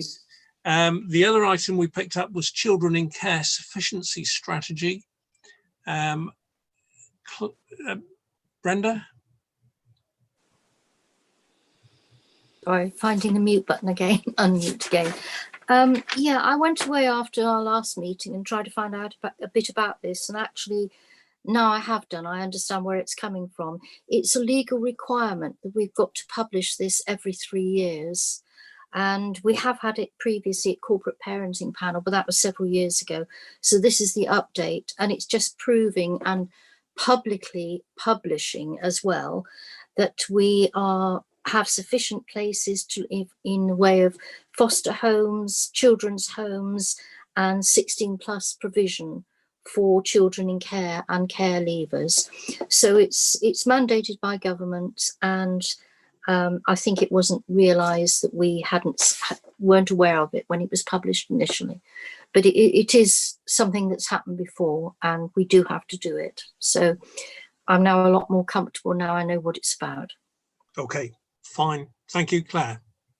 Yeah, I mean, I'd just like to echo Brenda's thoughts there. Yes, it's something that we have to do every 3 years, but I'd just like to say, I mean, from a people scrutiny point of view, we'll be looking at it, you know, it's an ongoing thing, but I think some of the plans laid out are very good, actually, particularly about reprofiling some of our children's homes to make them, you know, much less like institutions and much more like homes, and also the focus on fostering, which has been great through COVID, trying to get more foster carers, but also now targeting recruitment of BME and Muslim foster carers, which is just really important for such a diverse city.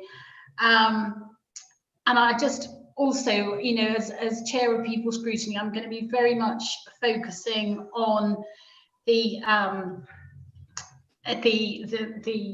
ambition on not just reaching numbers, but it is the quality of those placements that is absolutely vital. I mean, you know, it doesn't matter if you throw a lot of money at something, that doesn't guarantee quality. So from a people scrutiny point of view, I'm really happy with this strategy, and we'll be looking at it in terms of quality provision in the coming months and years. Hope that helps. Thank you, Claire. So the next item we picked up was the procurement of data delivery partner. Now, Steve had been in an email exchange and got a bit more information, which Joe Holmes was also copied in on. I think, Mike, the question that came out of our looking at this was that it appeared that only a small part of the cost was earmarked for specific payment, and the rest seemed to be to pay out when we needed to without being so specific, and it seemed surprisingly relaxed for a paper going to cabinet. Can I just check with Joe? Was that the gist of the discussion that we had? Sorry, yes, it was more about it was about an envelope of money. I think that was what it was described as, and it was because you and Councillor Clark said you were a little bit concerned that it didn't say exactly how much it was for, or what it was for. It was an envelope. It was described as. So I think, Mike, it was really flagging up that we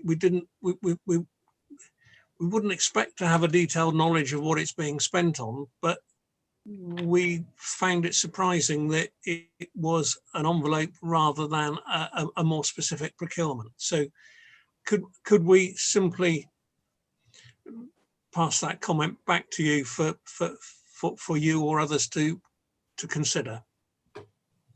Yes, of course, Chair. I mean, what I am able to say is that the first clearly identified piece of work is focused on adult social care, and there's an identified piece of work that we're keen to proceed with. The cabinet report does talk about giving us the authority to subsequently procure further pieces of work, but as you say, not yet fully identified. But we're aware that there are other areas of the council that are looking to do similar pieces of work, but haven't yet reached the point where they're properly pulled together as a business case that would enable us to, want to be, specific at this stage. But we're, looking to have the ability to move forward as those business cases are developed and ready to go.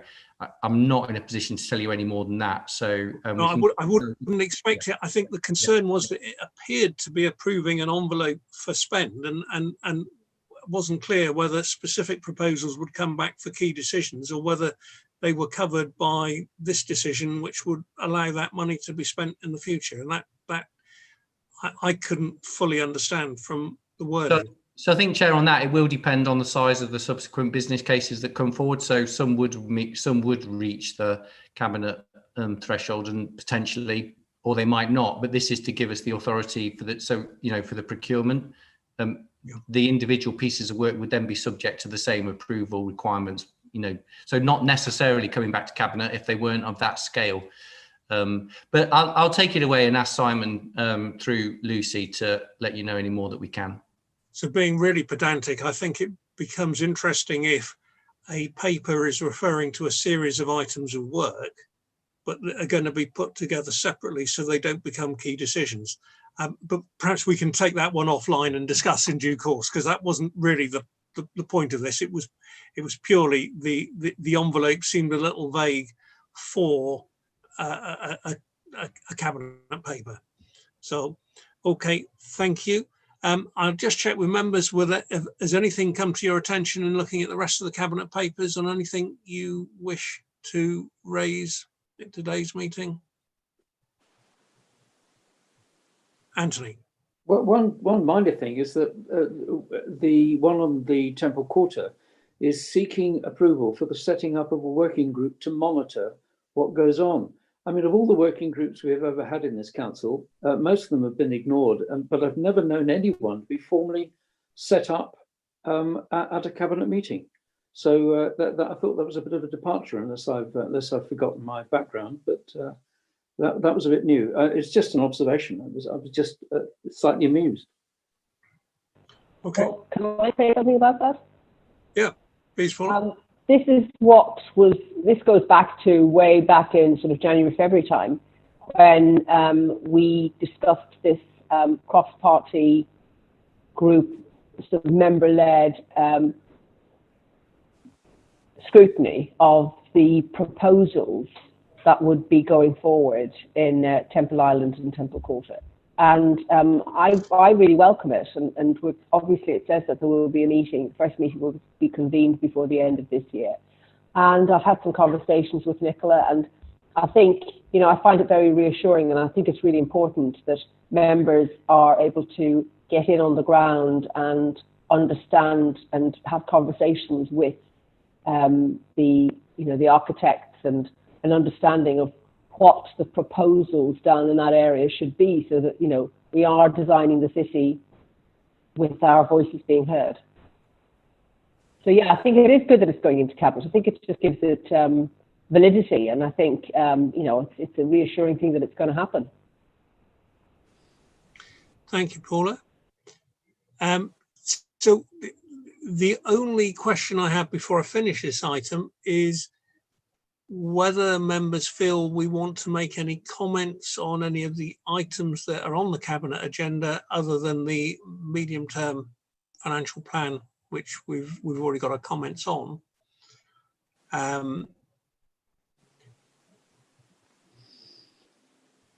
I think you will gather I'm fairly frustrated by the forward plan, and I would have liked to put a comment in respect of the frustration for scrutiny in that respect, and I would like to contrast it with the medium-term financial plan group, because I think the two are so highlight different ways of making the same thing happen.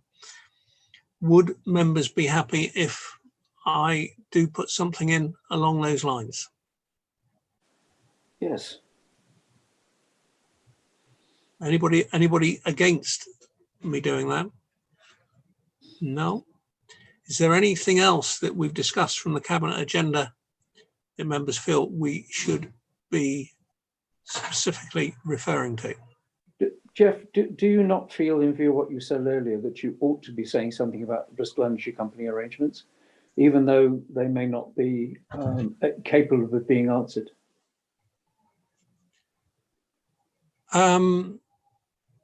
I'd be happy to put in a comment that members have raised with Mike a series of questions that they are hoping to get an answer to in due course. I don't feel it's appropriate for us to be as provocative as I'd like to be, because I recognise there are circumstances that the authority has to deal with from a commercial and business point of view. So that's where I'd be happy to make a reference to it, but I wouldn't want to make it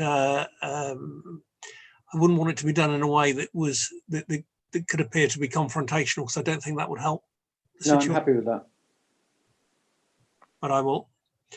So if I draft something along the lines we've discussed, which I will forward to Lucy and Joe for them to moderate and comment on as appropriate, so that we can submit it to Cabinet in the course of tomorrow morning. Okay, thank you. So the next item is the Mayor's forward plan. This is sort of in its final days, I think, is the next version is due out the end of this week, Lucy? It's today, Chair. Today? Yes. Oh, right. Okay. So just reminding members to keep looking at the forward plan, and if we can identify issues of potential concern, then we can research what may need to be brought to our future meetings. Does anybody have anything in relation to the current forward plan that they wish to raise? Mike.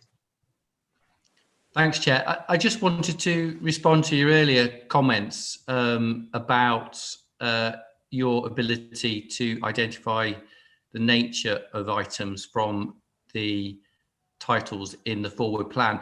I have made the point before, but I thought I'd make it again, that you can, of course, contact the officers whose names are against those items, and they may well be in a position to tell you or other committee members more about the item that would enable you to take a more informed decision about whether there's something that you wish to look at in more detail here.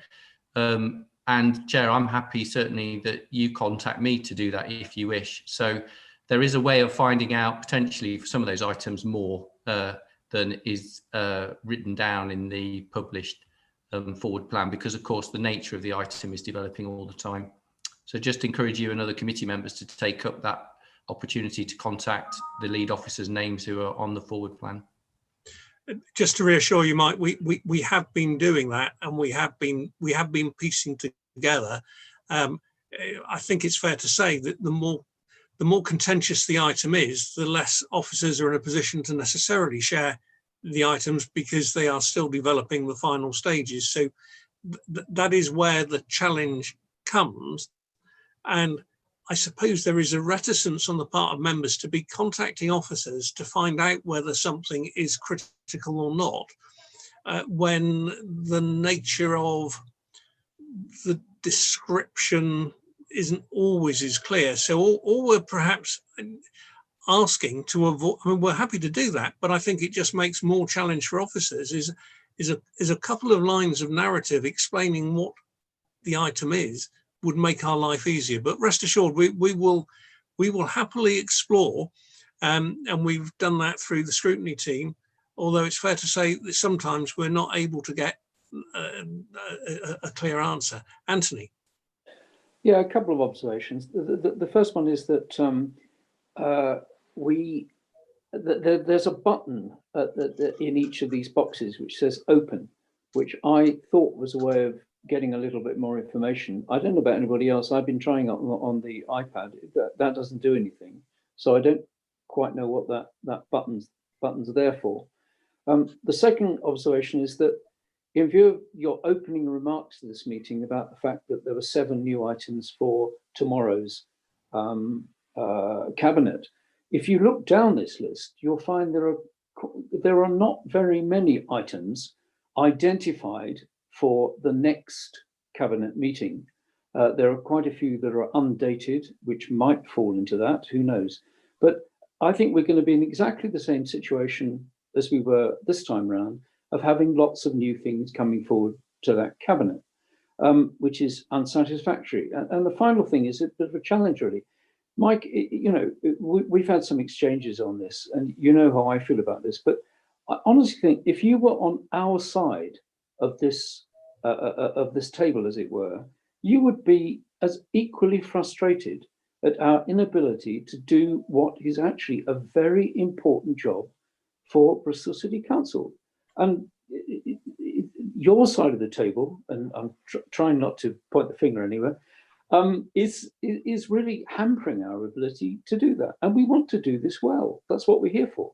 And this is clobbering us. It's just not making our job at all easy. So please, please help us out. Just to follow on from that, Anthony, because in the note I've sent to Mike, along the lines, and Mike has been totally supportive of scrutiny. Almost all members of cabinet are supportive of scrutiny, but somehow it doesn't come through in the way we are able to be included. So whilst I take your point, Mike, that we can contact the officers, the fact is that it does not lend itself to making an easy assessment, an informed assessment by each member of OSM of the things they think are important, because we certainly, I'm sure, don't want all 10 members contacting officers to ask what each item is. So it's just that question of how we make this work as effectively as it's meant to, without it being used is a way of scoring points off of cabinet members, because we all recognise that there will be delays in things being brought from time to time. We fully understand that. Right, so nothing else on the forward plan. Paula, is your hand up for the forward? I was just going to suggest that perhaps a way forward would be for members, for us to divvy up in the same way that we have done for today's meeting. So areas that might be of interest to us at the Leeds meeting, you said, can you go away and have a look at these? Maybe we could do the same with forward plan. And I know it's, you know, it's another step that perhaps we shouldn't need to have to do. But if it is going to bring about a solution, then I'd be perfectly happy to you know, look at the forward plan, see a couple of items that, you know, might be in my remit, and then contact relevant officers or cabinet members and have a bit of a dialogue with them to say, you know, when roughly do you think it's going? Because I found, certainly in my commission, it seems to work best if you're talking to officers and saying, right, you know, when is this going to be useful and good? And if you get that dialogue going, then I think we could make something better of it. And I think, you know, if we rather take than that, complaining about it, it would be a good idea too. if we take that forward, Paula, I would suggest that each scrutiny chair contacts the officers for areas within their responsibility of the forward plan that is published today, so that when we have our next Leeds meeting, then we will be in a position for an informed discussion. I'd be very happy to do that. So if we could do that, and Joe, if you could convey that to Steve Clark, who's left us as well, that would be helpful. And that means we can start our Leeds meeting informed, as opposed to hopefully ending it informed. So that would be helpful if we can do that.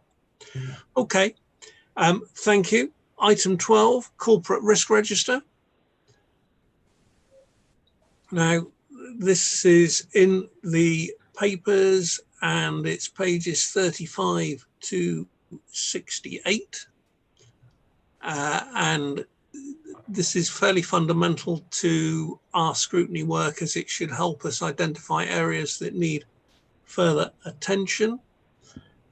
Mike, do you want to speak to this? I'm afraid, Chair, I definitely haven't come equipped to speak to this, but happy to take. That's absolutely fine, Mike. I just thought it would be rude to go into it without giving you the chance, but that's no, that's absolutely fine. Does anybody want to lead? Anthony.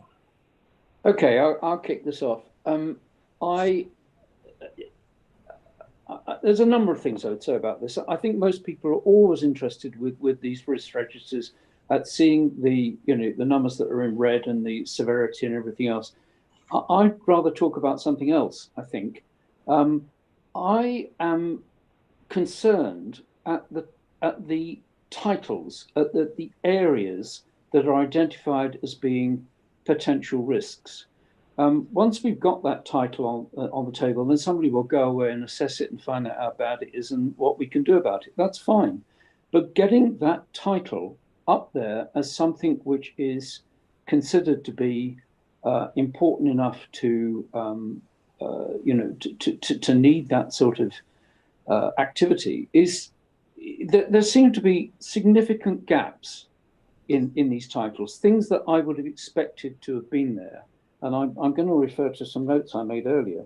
But for example, the weakness of not being able to challenge, as we've just discussed, certain decisions within the governance of how we do these things is a big risk, I think. It means that the decisions taken are poorer.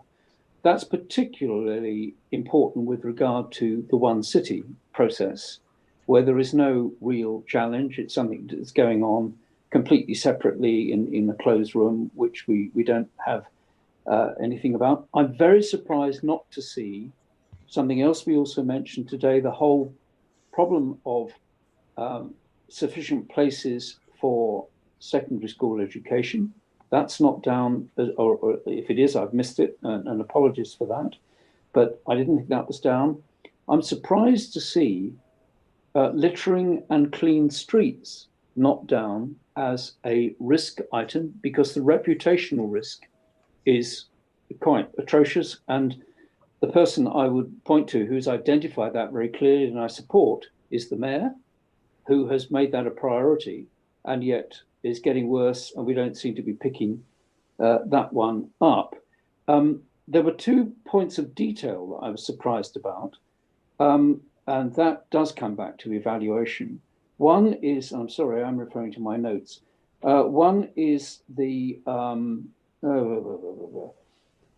in terms of social care, and I'm not talking about in terms of care, not social workers, but in terms of actual people being people coming through the health service, which is our responsibility. The likelihood of this problem being a real problem seems to me to be very undervalued in the figures. And similarly, with the clean air, the impact is seen to me to be very low. So as we know, we mitigate those two figures and we end up with a final figure. If one or either of those figures are low in the first place or wrong in the first place, we end up with the wrong final figure. And that's very concerning. But I've got an answer here. Some of us who've been running teams pretty well all our lives know that it's very easy, even with the best team leaders will still always look inwards at what they're doing rather than upwards. And it seems to me, with the best will in the world, the managers here will be looking at what they're doing and what they're doing well and possibly what they're doing not so well. And they will reflect that in their reports. And I take it that this register comes from reports from the managers. The script seems to suggest that. If instead we had a system where the risks were assessed by perhaps a manager from another team, so that it could be seen by an outsider, a critical friend, that I think would be more likely to bring forward potential risks. They've still got to go through the process of being assessed and mitigated and may fall off. I understand that. But getting them into that left-hand column, I think is the thing we're not doing as well as we might. And that's a proposal I have for how we might do better. Thanks. Thank you, Anthony. Oh, Mike, yep. So thanks, yeah. Just to respond to some of the points that Councillor Negus has made. So just to reassure you, Anthony, although the development of a risk for a particular project or initiative or service, as you say, will be developed by the relevant team manager, it then makes its way up through the management cascade. So the managers in that service area would then review it as a group. It would then go to the directorate management team where it will be reviewed. And then ultimately CLB make the decision about which ones make their way into the corporate risk register. So there is challenge from across the wider council, and ultimately, as I say, it's CLB who make the decision about which ones get escalated into the corporate risk register. In terms of the specifics that you've expressed surprise at not being in there, without knowing the detail, as I admitted earlier, right across the council, it may well be that those risks have been logged, but they haven't, a decision has been made not to escalate them into the corporate risk register. Now, that judgment may or may not be one you would agree with, but it doesn't mean that they don't exist in the wider risk register. So I'm sure Lucy or someone's been making a record of your comments, Anthony, and we can confirm one way or another where they sit in the wider risk management approach. It may be that they are being managed as a risk, they're just not in the corporate risk register. And that might be the same point about clean air that Councillor O'Rourke made earlier in the chat.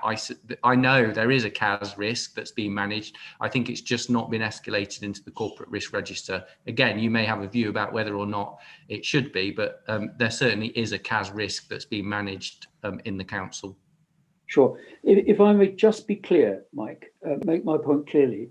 I'm not complaining, and I know it fairly well because I spent some time getting very involved with this.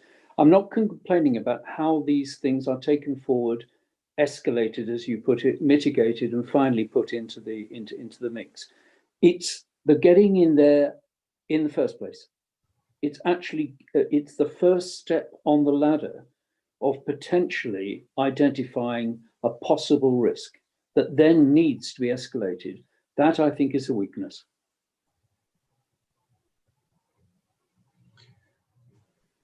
Paula, your hand's up. Yes, well, it's on the same point, really, and it is something that's going on in the chat.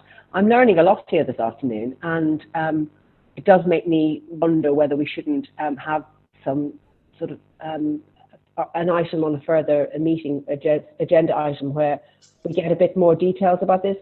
So if we use the my question as an illustration, I mean, I was surprised that the CAS risk isn't on the risk register that we see. So, and Mike has said that, you know, he's explained to us there that it hasn't been thought worthy to be, or, you know, it hasn't been escalated. And yet that does pose a whole lot of questions. So we don't know what we don't know, because we only see what is within the corporate risk register. And I think that it would be worth scrutiny having a proper look at this.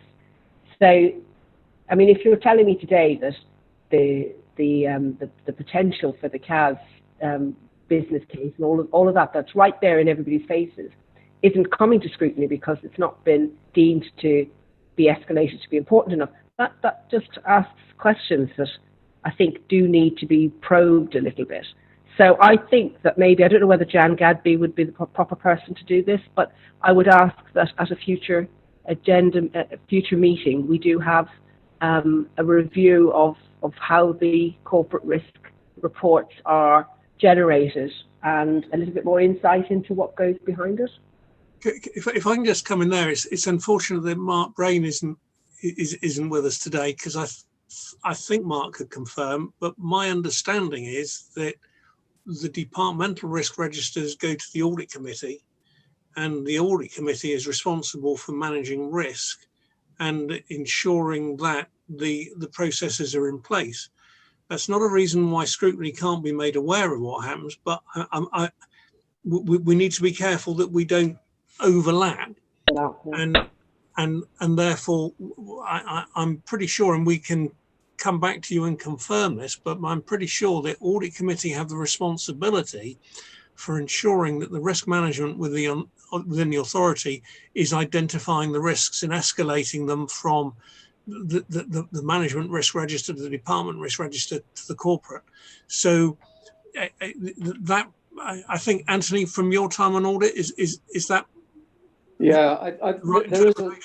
It is slightly fenced in, but that's broadly it's the way it's the overview of all that to make sure that it's a process that's working. It doesn't get too specific, but it's just to make absolutely sure it's working properly. Well, could I suggest that, I mean, membership of OSM changes regularly, so perhaps it might be worth having some sort of a wiring diagram that people could see, and that it could be part of an induction or an update. We could just see what actually is happening and understand it. If we flag that up, Lucy, because that clearly would be a very useful induction process next year if it's not already planned, so that members can get a full picture of that. Joe. Sorry, it takes ages to get to the unmute button, and I've got no mouse, so I have to use my fingers. It's quite... yeah, just the question around this then, because there is quite a lot of talk about where one committee stops and another one starts, and what kind of overlap you should have.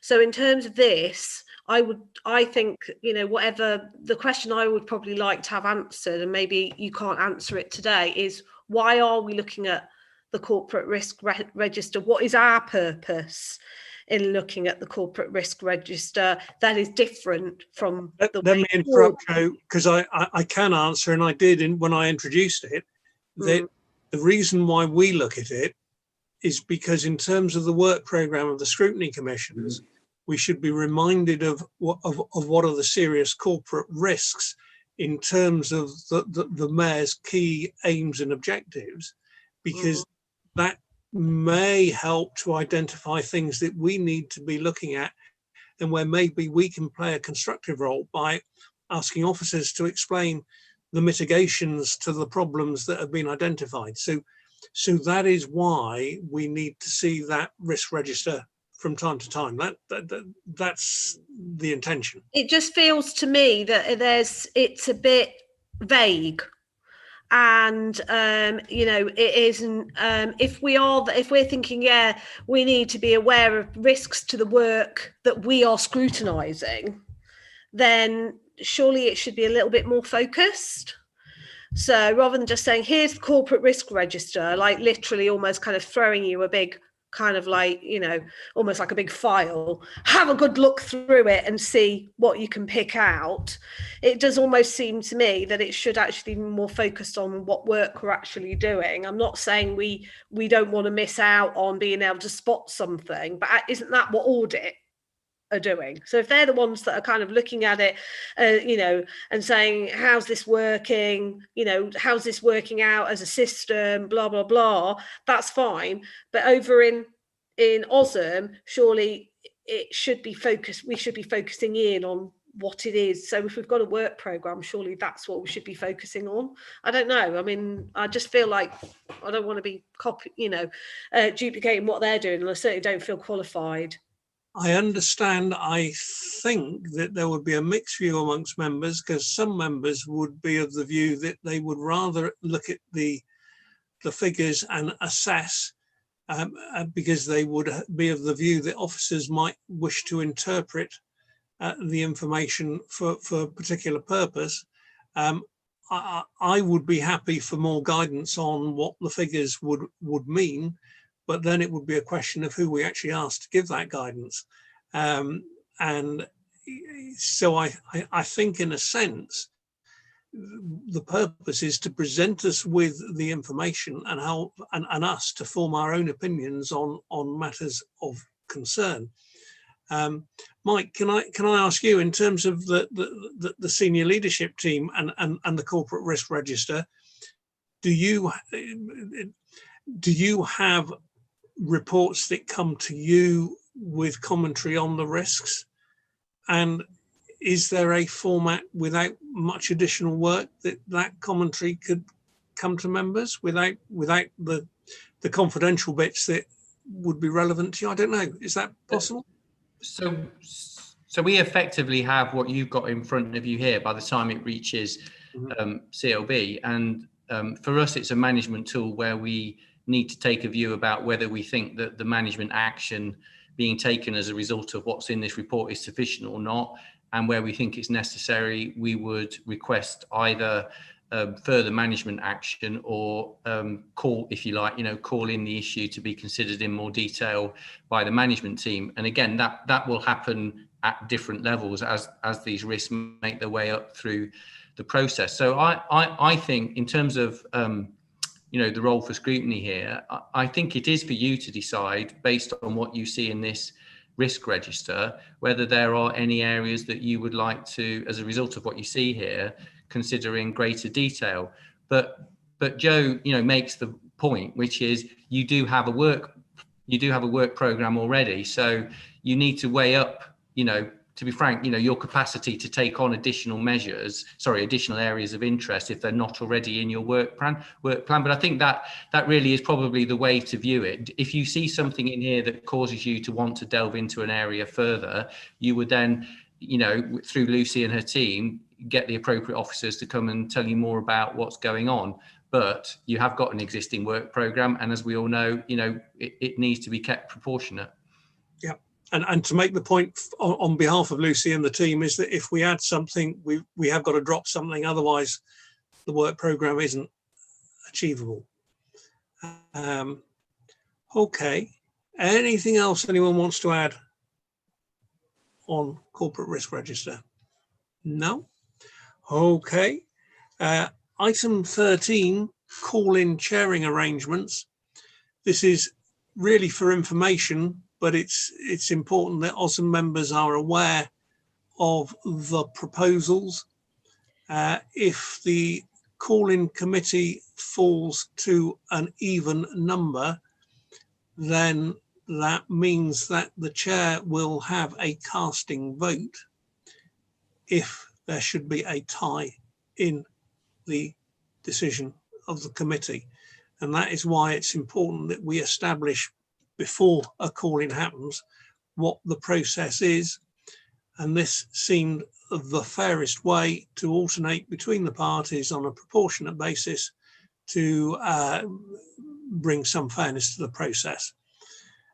Can I check that everybody's... Oh, Lucy, yes, please. To confirm, members, there is a decision required here. So we are asking for you to actually make the decision about the rotation of chairs. So it has been brought to you at the request of the WITs, but you are being asked to make the final decision. Oh, because the agenda says note. So right. So we're actually making a decision. Anthony. Yeah. It's a question, really. I understand this about the calling committee, and I support the proposals. But this also affects the individual scrutiny committees because they now have an even number of members. Now, I can't for the life of me remember the last time I asked anyone to stick their hands up in a scrutiny meeting I've been chairing, but it could happen. And in that case, we have an elected chair for the entire year. So what happens if there happen to be 2 votes? Would the chair be required to give way to somebody else for the second vote? The answer to that, Anthony, is no, because the chair is appointed for the year. I think that I would as chair, and I would expect others as chair, to take note of the mood of the meeting and the sense of the meeting, and not use that casting vote to be disruptive, but to use it to be constructive. And that would be my guidance. But to be honest, even with some of the controversial issues that have gone before OSM, when we have had a vote, I'm really glad to say people haven't always gone down party lines, and that's sometimes gone my way and sometimes gone against my way. But therefore, I believe that it is unlikely to be an issue on anything other than call-in, which is the area where it is likely to be most divisive, and why we needed to come up with this procedure to ensure that there could be no objection or accusation of any political bias on an ongoing basis. Okay, well, I'm happy to support this. Okay, everybody else happy? Okay, can you just, yeah, all in favour? Is anybody against? No. Okay, Lucy, there's your decision. Marvellous. Item 14 is the WECA overview and scrutiny committee information item, and I think Steve Clark probably had 1 or 2 items he was going to say, but he's not here, and the next scrutiny meeting is on Wednesday, and therefore there will be more to update on at our next meeting. And the final item is item 15, which is our work programme. We've already discussed the issue of the companies, and we've discussed the issue of the clean air zone and how we're going to try and accommodate both of those. The other issue that I mentioned I was concerned about was City Leap and governance issues.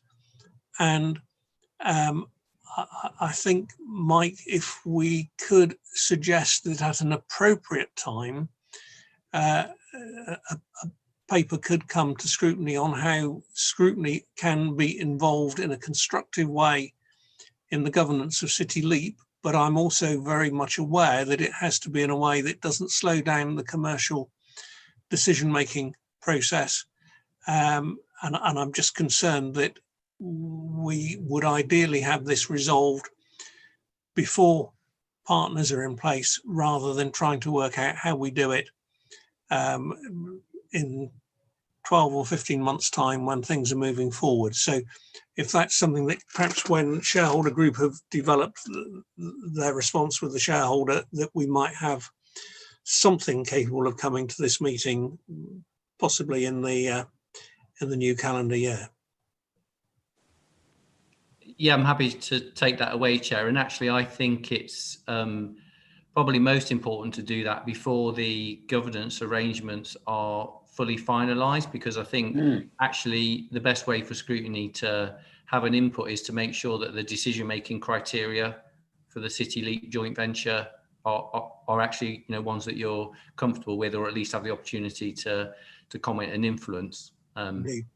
And indeed, and I also commented at this morning's shareholder group meeting that, in particular, the areas where I think scrutiny may want to have an interest is where council assets are being injected into City Leap, is just understanding both the valuation and the potential return to the authority. And it's how we can be engaged in monitoring that. And as I say, without necessarily, we don't want to be holding up.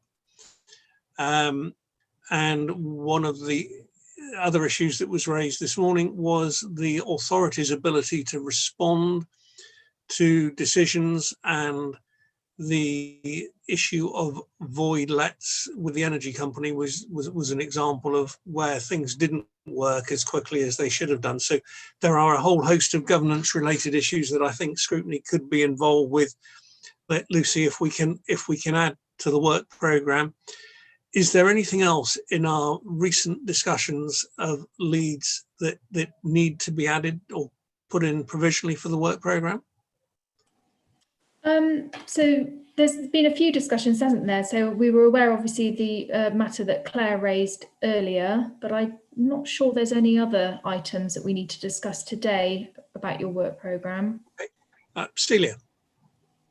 I think it's obviously pressures on the work programme, but we haven't had an opportunity really until early next year to look at the transformational plans within adult social care, of which some great things are happening. So the problem, of course, is that that's a big topic. So I'm not quite sure how we could fit that in, but I think we should find some opportunity to even have that discussion if we can. Yeah, I was going to suggest that perhaps do we put that on the agenda for our next Leeds meeting and talk through how we might make that work. Anthony. Well, you're quite right, Celia. It is a very big issue, but I would be very surprised if we didn't have a couple of rounds of members' briefing on that, and that may well mean that what our input and our need for input would be reduced on OSM. So we might be able to make the issue more manageable by having the full briefings on it. Yeah, I agree with you too, Anthony. I think that's a definite possibility, and we probably need to have those first before we decide whether or not the stuff we need to actually scrutinise. Yes. Right. Well, Lucy, can we perhaps put that into the pot as well as a possible way of moving this forward? Could I also ask, if I may, at the same time, I think we're probably overdue for an update on the City Leap. I realise now is not a good time, but at some time that's also going to need a pretty deep briefing to all members, I believe. And my concern, and I mentioned this to you before, is that although Bristol Energy is now out of the way, and there was a massive overlap between City Leap and Bristol Energy, Bristol Waste Company is still there. And there will be things that City Leap, if I were involved with City Leap, I would certainly be looking at certain aspects of what the waste company does in terms of part of the bigger picture. And that, as we know, from what we know so far about City Leap, means that the waste company's assets and ability to control itself will be mortgaged out to a certain extent to City Leap. I'm not saying I think that's wrong, but I think we ought to have a very clear understanding of what it could mean. I think, Anthony, I'll need to check on the process, because certainly we have discussed when there will be more information on City Leap. But I think whilst it's going through a bidding process, there is limited amounts that can be done for some time. So what we'll do is check out with City Leap what the time frame is, and when papers are next going to cabinet, and we can take it on from there. At the right time. Also, I interrupted Lucy, I think, giving an answer earlier, so I'm sorry for that. It's fine. I was done. Thanks. Okay. Okay, in which case I think in fact we're all done. Mike, can I just say you've as ever done a wonderful job of commending to us why a chief executive is so important, because it means you can answer all our questions on anything without needing vast numbers of your fellow officers in hand to respond. So thank you for doing that. Sorry we've given you quite such a varied challenge today, but you've proved up to it in every respect. So it's really appreciated that you've entered into the spirit of it. Members, thank you all for your time. Lucy and Joe, thank you for your support. I declare this meeting closed. Thank you.